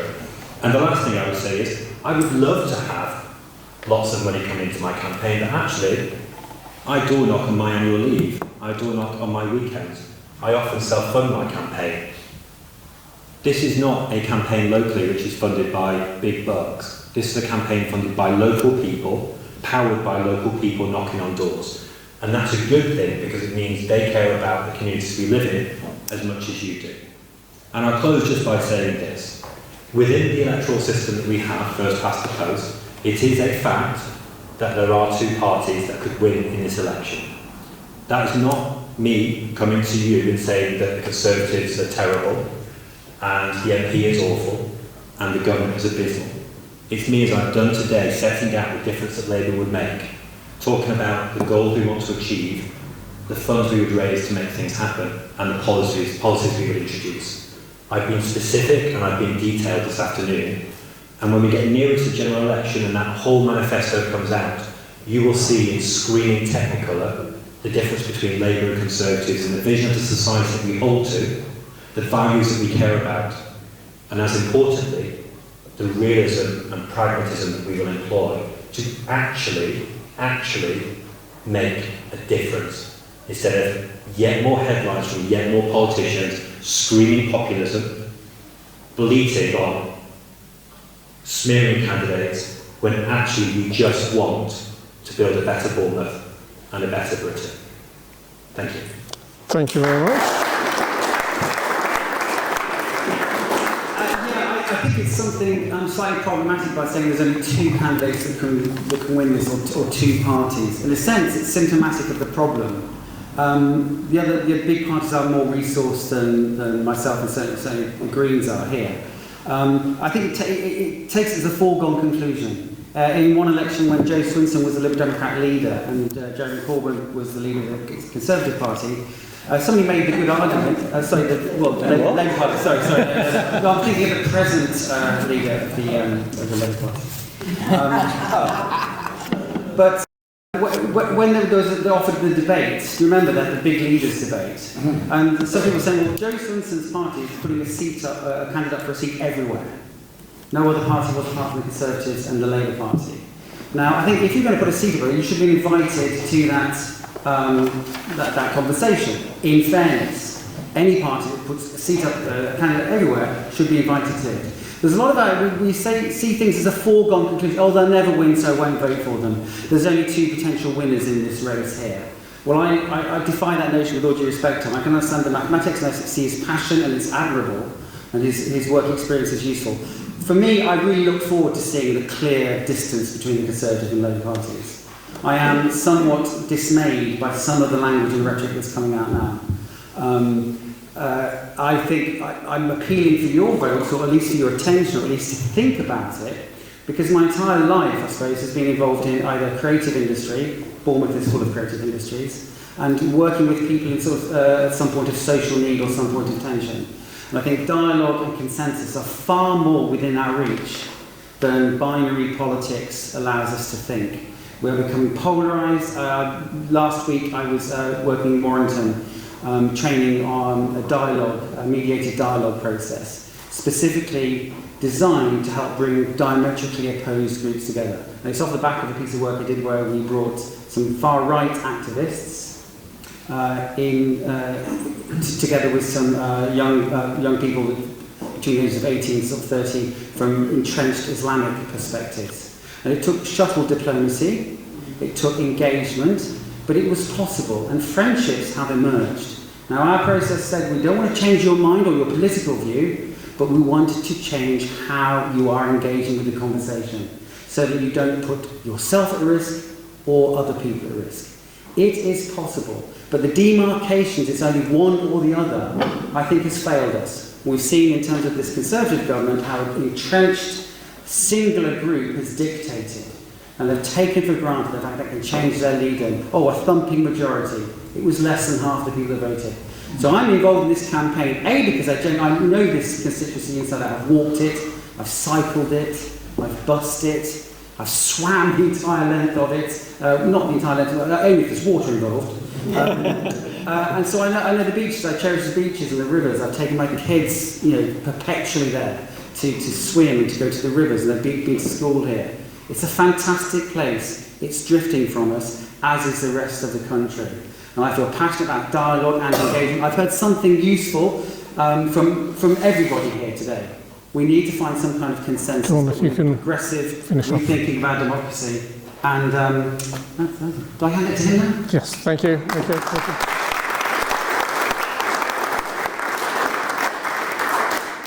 Well, I think David's very keen that we perhaps all learn what 2 minutes actually is, so I'll try and keep this as quick as I possibly can. Thanks, Martin. I think there's a clear decision in this election between people who stand where I did for reform and people, and I include Tobias in this if he were here, everyone who is to the left of it. Because with the greatest respect to the people on my left, I don't see any difference between all of you. I just don't see it. And in fact, saying that there's only 2 parties... Yeah. When you're listening. Sorry, Joe and I are a little bit incredulous here. Yeah, you can be incredulous as you like, but from my point of view, there are 2 different ways of doing this, and I'm on one side and you're on the other. I respect your opinion, but I'm certainly not going to vote for it. Now, saying there's only 2 parties that can win this, and that's almost like saying one or the other of them is therefore entitled to your vote, and don't waste it with one of the others. I don't agree with that fundamentally. You know, and to the point that was said earlier, the fact that the Tories have squandered many of the opportunities Brexit offered, that's not news to me. I'm probably as frustrated with that as the people here as well, though for slightly different reasons. It's almost like it was a bad idea, isn't it? No. This would be more fun if we had this debate in this way. So all I'm going to say is that use your vote wisely. I believe there's only a couple of choices, but it's not the red and blue choice. So either vote for reform or vote, as I said, for one of the good people on my left, but just make sure you get out and vote, and I wish you all the very best of that.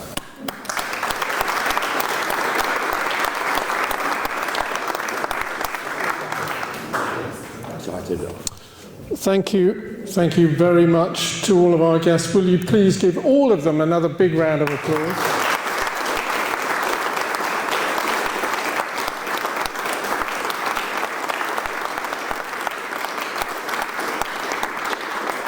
And it's lovely to see that they've also applauded you. Thank you very much for coming this afternoon.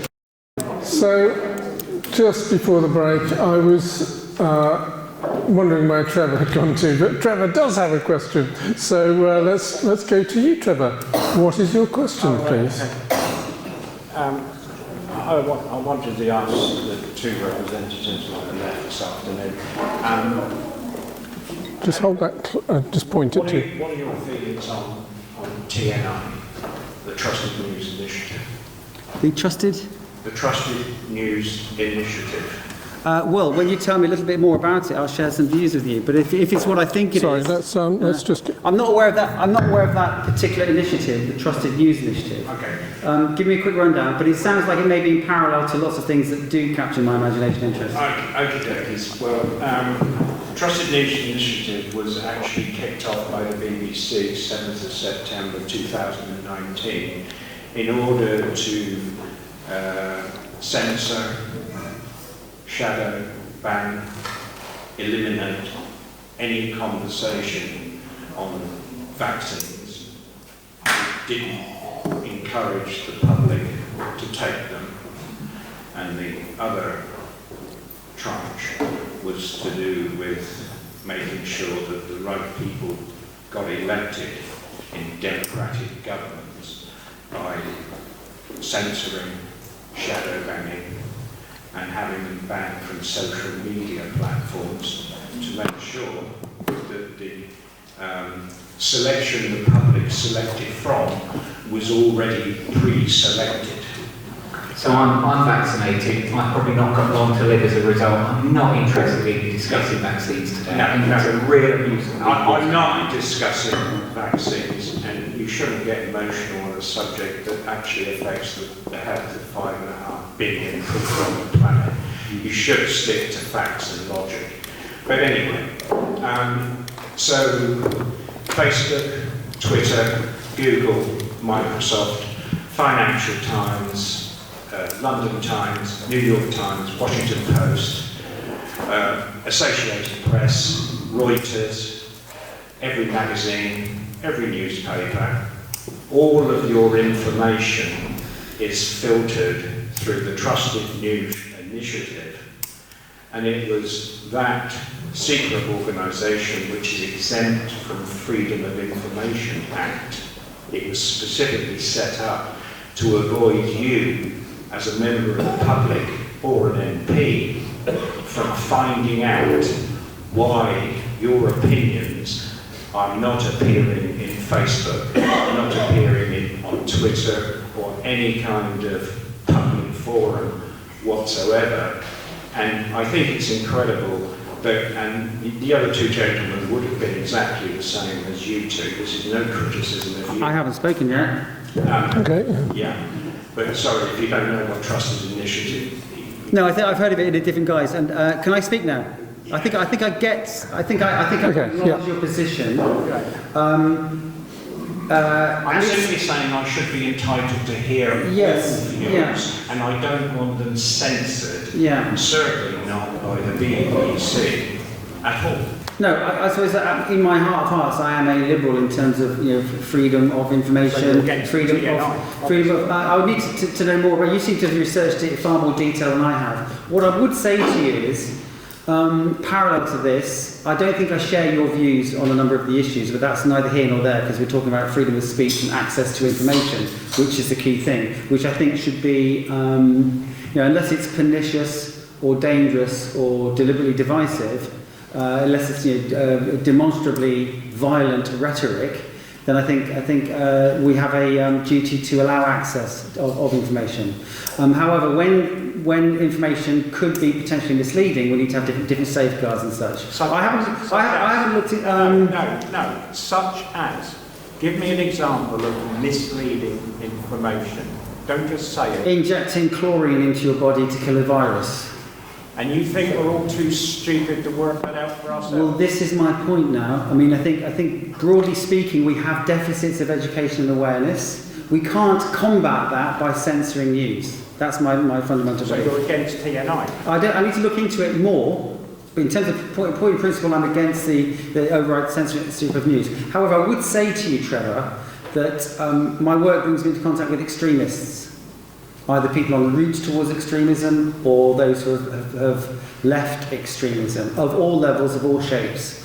People who were certainly by their own confession or by analysis of others on the route towards something dangerous for themselves or the communities around them. One of the things that is often said is, we can't have this information, we're not allowed to have this voice. You can demonstrate relatively swiftly that you can find access. There's a newspaper that's delivered to me with views similar to your own. There are assemblies all over the country. Sorry, what views have I got? Well, in terms of like, I think No, tell me the views that I've mistrust got that you think should be censored. No, I don't think it should be censored. That's my point. I'm against censorship. But I'm saying that when I talk to people who are claiming that there is censorship, it's possible. You don't think there is? The processes that I'm involved in, what I'm saying to you is, if people say you're not allowed to say this, you'll find a public forum where people have said that. You're talking now in a public forum. Yes. Yeah. So what I'm saying is backed up by facts. Your facts from your perspective. No. You're getting passionate now. You told Joe not to get passionate. You're getting emotional. So okay. So when Pfizer released their post-marketing adverse events, did you read it? No. No. Do you know how many people Pfizer, I'm not talking about anyone else, I'm talking about Pfizer's own document. It was free due to a judge. They tried to keep it secret for 75 years. Yes. I think we're going down the road. I think we should listen to Pfizer. And Pfizer told us in their post-marketing, I've got it there printed off if you think I'm making it up. No, I don't think you're making anything up. I think we come from different angles. I'm broadly against censorship and access to information, but there are times when I think it's useful to prohibit some speech because it's hateful deliberately. So let me just ask you a direct. Let me ask him. Okay, let's Joe say something. Yeah. Okay. I really appreciate everybody staying on to have more of a discussion. And I think there's a whole debate about censorship, which may be really interesting and all of that, that some other people could go off and have if they want. But I think actually in a lot of modern discourse at the moment, there comes a point where everybody else is kind of planning a trip which takes a basic understanding of geography, and they want to have that discussion about how they get from A to B. And then all of a sudden somebody bursts in and goes, oh, actually the world's flat. Now everybody else feels like they've finished that discussion, you know, they figured that out when they were 2. And they don't want to talk about whether or not the world is flat or not. And all the people who go, the world is flat, go, oh, I'm being shut down, no one's listening. And it's not no one's listening to you, you know, if they're ignoring you or you're being kicked out. It's just no one's interested, you know. I'm not interested about it. Let's talk about something different, more interesting. Can we have some more questions from the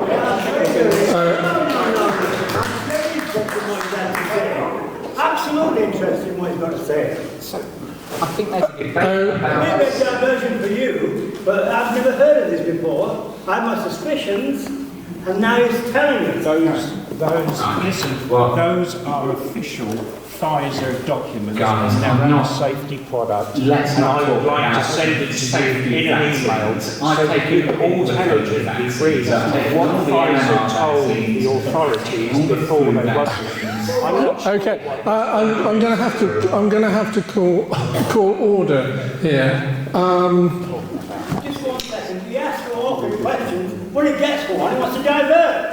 Yeah. Okay. I'm going to bring Simon in because Simon has a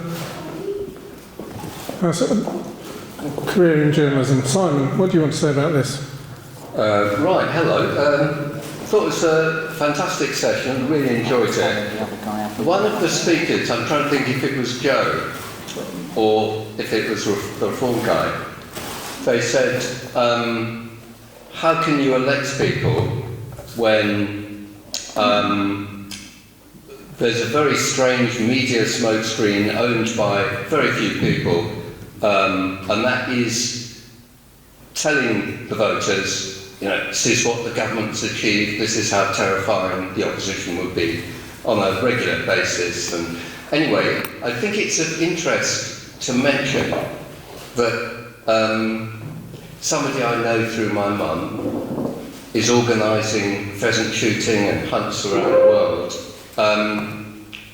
for Arab princes, royal family, very, very wealthy people, and the proprietor of the Daily Mail, which is possibly the most politically influential paper representing Middle Britain that we have. It's an incredibly professional, readable publication.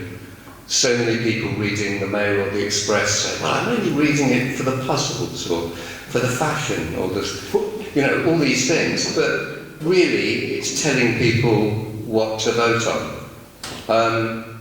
And the north of Dorset, Cranbourne Chase, has traditionally run the Conservative Party, the Cecil family and their estates, the Marquis of Salisbury. And, you know, that power centre is still operating. Could the remaining panel suggest any ways in which the extraordinary power of the media to tell ordinary voters worried about being taxed to a point that they can't afford or whatever else they might be worried about, any way of reducing the power of that media, bias?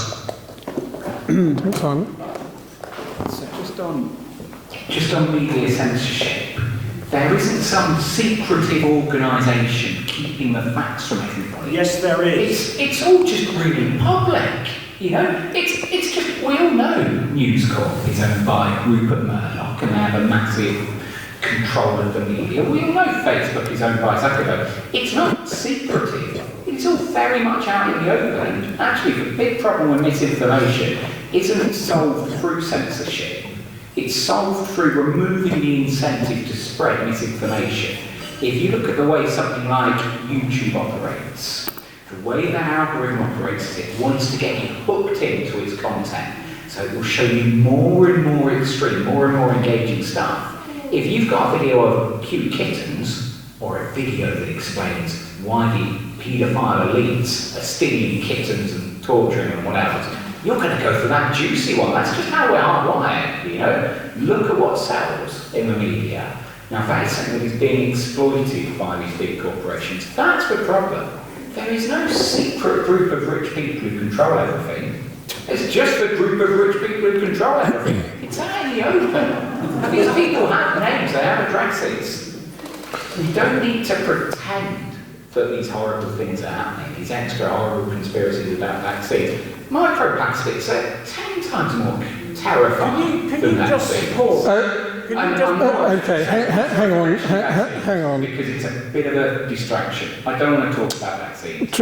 We're going to... Trevor, we've heard what you've said, a number of people have said, very interested in what you've said. We can check out the facts of this. So Trusted News Initiative, we can find out whether this exists or not. That's a purely straightforward... It's easy to find information. It's there. Okay, we can do some more information gathering about that. Let's move on. John, do you want to say something to Simon's question about media? What was Simon's question about media? Well, I think I'm interested in my work and in my engagement in cultivating healthy critical thinking on whatever it is. So in a sense, I may disagree with some of Trevor's positions. I do not fundamentally disagree with his notion of developing critical thinking and being sceptical of news sources and being sceptical of these processes. But I'm also reticent to completely comment on something that I don't know a great deal about, i.e. the specific news initiative. You will do, because I will email you. Brilliant. I look forward to that, genuinely, Trevor. But I would also suggest that some of the populations and groups I work with who are more vulnerable appear to be susceptible to the alarmist notions, scare tactics and alarmist notions. And it's linked to psychology, vulnerability. If people have attachment issues or are dislocated from family or community, the substitute family can often represent itself in either a pernicious newspaper or rhetoric or organisation. So people at the most vulnerable are manipulable. So how do we tackle it? It's a big thing. The groups I work with across the country will regurgitate things that from my perspective, do not ring true. However, they're said and stated with absolute veracity and they're truly and honestly held. It's not for me to damn and condemn their truth in that time and at that moment. What I would try to do is as a general policy or idea, we need critical thinking and to educate our young people beyond the specifics of pure exams, teaching people in communities how to think and engage with each other. And that's a much wider point to some of the specifics that Trevor's raised. Go on. What do we think of the idea that people that own major national newspapers, which take very strong, full stop, these papers should be allowed to be owned by people who are either not British citizens or not living and paying taxes in Britain, such as the proprietor? Yeah, we're in a globalised world and competitors will find people on the internet, but I broadly think, because their comment and their discourse is most on domestic issues. Simon, I'm reminded, by your question reminds me of what somebody said, Dennis Potter, the playwright, when he was dying of stomach cancer. He named his tumour Rupert after Mr. Murdoch. So I think there's something problematic, and I think there's something that we need to address.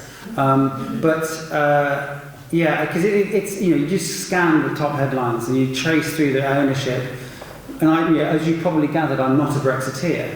A lot of the rhetoric and mythology, as I would see it, was spun from organisations that had vested interest in external countries and indeed news agencies and such. So, yeah. Okay, I'm going to go to Paul next. Paul, what's your question? Thank you. Question on housing, which is something that we haven't specifically addressed yet, although it has come up obliquely. And of course it matters to a lot of people. I suspect we're all in the same place on this, but you might have some interesting ideas for the group. First of all, I would have to say there's a lot of very lovely living space in the UK, and quite a large proportion of the population are quite well off in that respect. But if you look at the bottom 20-25%, as I'm sure you know better than I, our record with people who are less well off is utterly lamentable, and that has a lot of consequences. One consequence is the misery and unpleasantness that visits those people. But there are practical consequences for the economy as well. As I'm sure we all know, people who are securely and reasonably well housed tend to contribute rather than be on tenterhooks the whole time. They have far less need for the resource of social services of various descriptions, whether or not they happen to be adequately available. So I think my question is, housing as an issue has been with us for a very long time. It has become worse, I think, on balance as the population has increased. And of course, I would like to challenge the existing government on their record, but I can't do that. So perhaps, are there any key solutions here that we can look forward to with a change of regime? Do you think? Do you want to go first now? Yeah. So I think in part, I'm going to try really hard to make it's not an agreement between me and you, because we probably are on the same page on a lot of things, but I think actually what's really interesting is the points where people disagree. So we're both going to talk about the need for there to be more council houses and then rent caps, I'm assuming, things like that. But really the key problem is the problem of the free market, and it actually feeds into the last question, the problem of actually having media monopolies. Because from my point of view, a media monopoly is a problem no matter where it exists. The monopoly on property ownership that is slowly conglomerating at the moment is just a bigger problem. It's just as big a problem. Now, there's no such thing as a free market. Anybody who tells you that that's the case is just lying to you. All markets have to be regulated, otherwise they don't work. There has to be trust, there has to be something that backs up the currency, there has to be something where if somebody doesn't repay their debt, somebody will go and make them repay their debt for you. All markets are regulated. Now, I think if there's any clear blue water, I might be wrong, between us two here today, it's going to be on the degree to which we have to have a planned economy. Now, I think actually when it comes to essential services like housing, you need to radically build more council houses, because the problem with affordable housing is it's only affordable once. And it's the same as the solution to our public services. You can bring in your wealth tax, I mean, you genuinely can, despite what Tom and Tobias would have said today, you can do that, you can bring in all the money to our public services, but it won't fix them. You could build all the affordable housing you want to at the moment, and it would simply be brought up by landlords, and they would create artificial scarcity, and we would be back to where we are now. So I think it's that centralised regulation and more houses, council houses. But yeah, I'm hoping to try and find some difference between us. Go on. What's wrong with homeless people? That's a silly joke. I think, yeah, housing clearly needs to be regulated. We need more of it. There's also spaces and locations that should be utilised but aren't. I've been at a variety of forums and conversations and meetings recently where the shops and the big department stores that are closing down across the country, could they be converted into flats? Is there space that could be used? I think that completely relinquishing housing at the point of need to market forces is problematic. However, we need to find a way of encouraging building firms and developers into being more, tilting their areas of interest more towards this area of need. And it can and could and should be productive. I'm not proposing this as an exclusive one. I think there should be some mandatory provision as well. Because the point made that once you make a council house is sold, then it becomes non-affordable, becomes a commodity. I don't think housing should be a commodity. I think it should be a right. But I also think that some companies and developers have got a role and a part to play in this. In Bournemouth, as we've had it, the developers have been given huge chunks of land in very nice areas.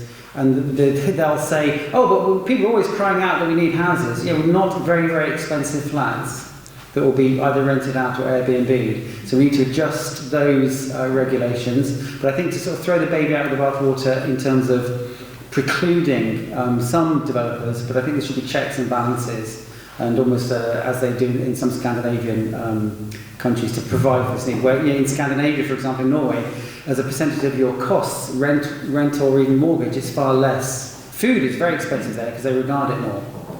But housing, the roof over your head, appears to be a less taxing aspect of your income. And the point made, you know, the fewer stresses in terms of economics, the more disposable income there is, so it makes total sense. I travel up and down the country and I go to, say, a city here, a city there, to meet with groups, follow up work or training, and I have the luxury of going to see, say, for example, Rochdale, and then going back 6 months later.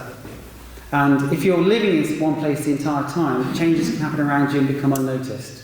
There is a palpable crisis in our cities and towns. It's becoming more evident, and some emergency provision is required, I would assert. But I think we need mixed, I'm in favour of mixed economies, I'm also in favour of mixed approaches to this, and perhaps finding ways of not giving all the nice bits of land with lovely sea views to developers who are pretending to help homeless, because that's the last thing on their mind.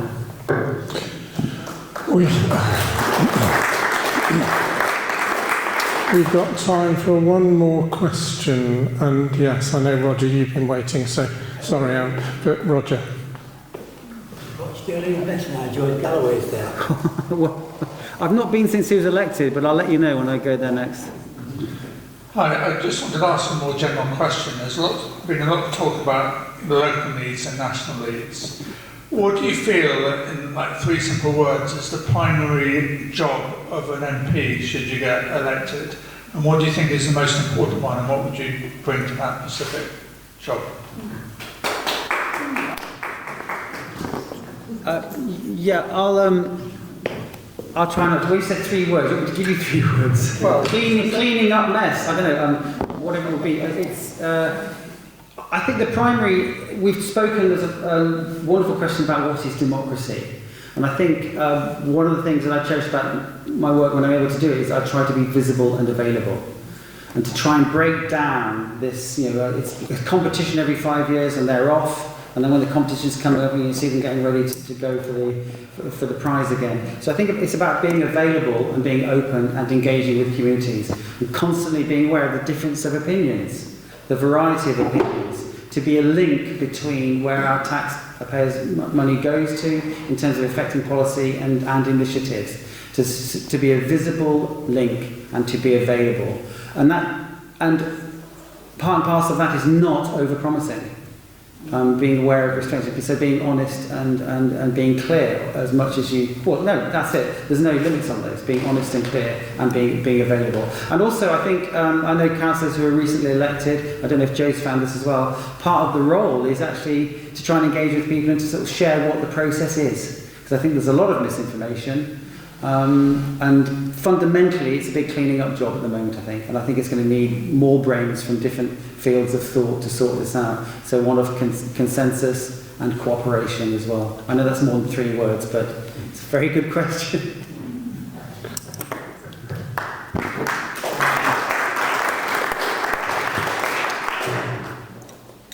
So I think if it was 3 words, unfortunately, I'm kind of glad it's gone now. One of them would be reform, so I'm glad somebody else suggested it, because that is what's needed. And then corruption, not pro-corruption, but tackling corruption that is currently inherent in the system.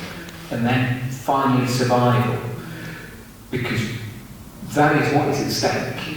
You know, we are so close to multiple concurrent disasters. That is what we're facing with climate change. So one of the other things I've really noticed, so when I talk about reform, so moving from the private sector to the public sector, working in the NHS now, and that was a bit of a culture shock. You know, it is different because in the private sector, it is just about profitability. You've got a really clear bottom line. And when you move into the public services that are direct, that serve the public directly, like the NHS or the police or the fire service, then there is a more complex bottom line. It's not about profit and loss. There are lots and lots of different KPIs and whatnot. But really, there has been nothing that could have prepared me for the culture change of moving into local government, where all of a sudden, the standards that I'm so used to in the emergency services and in the private sector just fall away. And it's that problem I spoke about, where politicians succeed not on their actual success, on their actual achievements. They succeed by how successful they're perceived to be. We've already talked about the media and problems with media ownership. and how there are lots of politicians who probably have reputations, even locally, that are totally undeserved of being competent and hard-working and so forth, whereas anybody who actually uses those services, who depends on the things they're responsible for, will just tell you horror story after horror story. But those people are disenfranchised from the political system. And I think it's actually addressing that. There are a lot of just basic organisational things that have just got so wrong in government that are not bugs that need to be fixed, or not thought of as bugs that need to be fixed, but are features that are there by design that benefit the people at the very top. And it's quite frankly, it's only politicians like me and you who are going to sort that out, because we are not beholden to that structure. We won't depend on that for electoral success. There are no safe Lib Dem seats, there are no safe Green seats. We always have to work. There just isn't that kind of voter who will go out and say, I always vote Lib Dem, I always vote Green, I support them like I support AFC Bournemouth. And we actually have to work together to break that, because really we're probably being quite cheeky. We're not just asking for you to vote for us, we're asking for you to help our campaigns. We need you to talk to your neighbours about this stuff. Because actually, I think there's a lot of consensus in this room about what the solutions are. The problem is we can never get those implemented because we've got the blocks in the way. Most blocks are for traditional parties. We need to smash their stranglehold and hold on politics. It's as simple as that. I'm really up for going somewhere else after this and continuing the discussion as well. Get in touch. Okay. My contact details are on my material on the desk, and I just want to hear more from you guys. Thank you again for turning out. Thank you. I think that the three words that came out of that, and I've heard them from Simon Bowden as well, maybe you were just quoting some of your chums at university, Simon, from many years ago, smash the system. But on that note, thank you again to our remaining panel.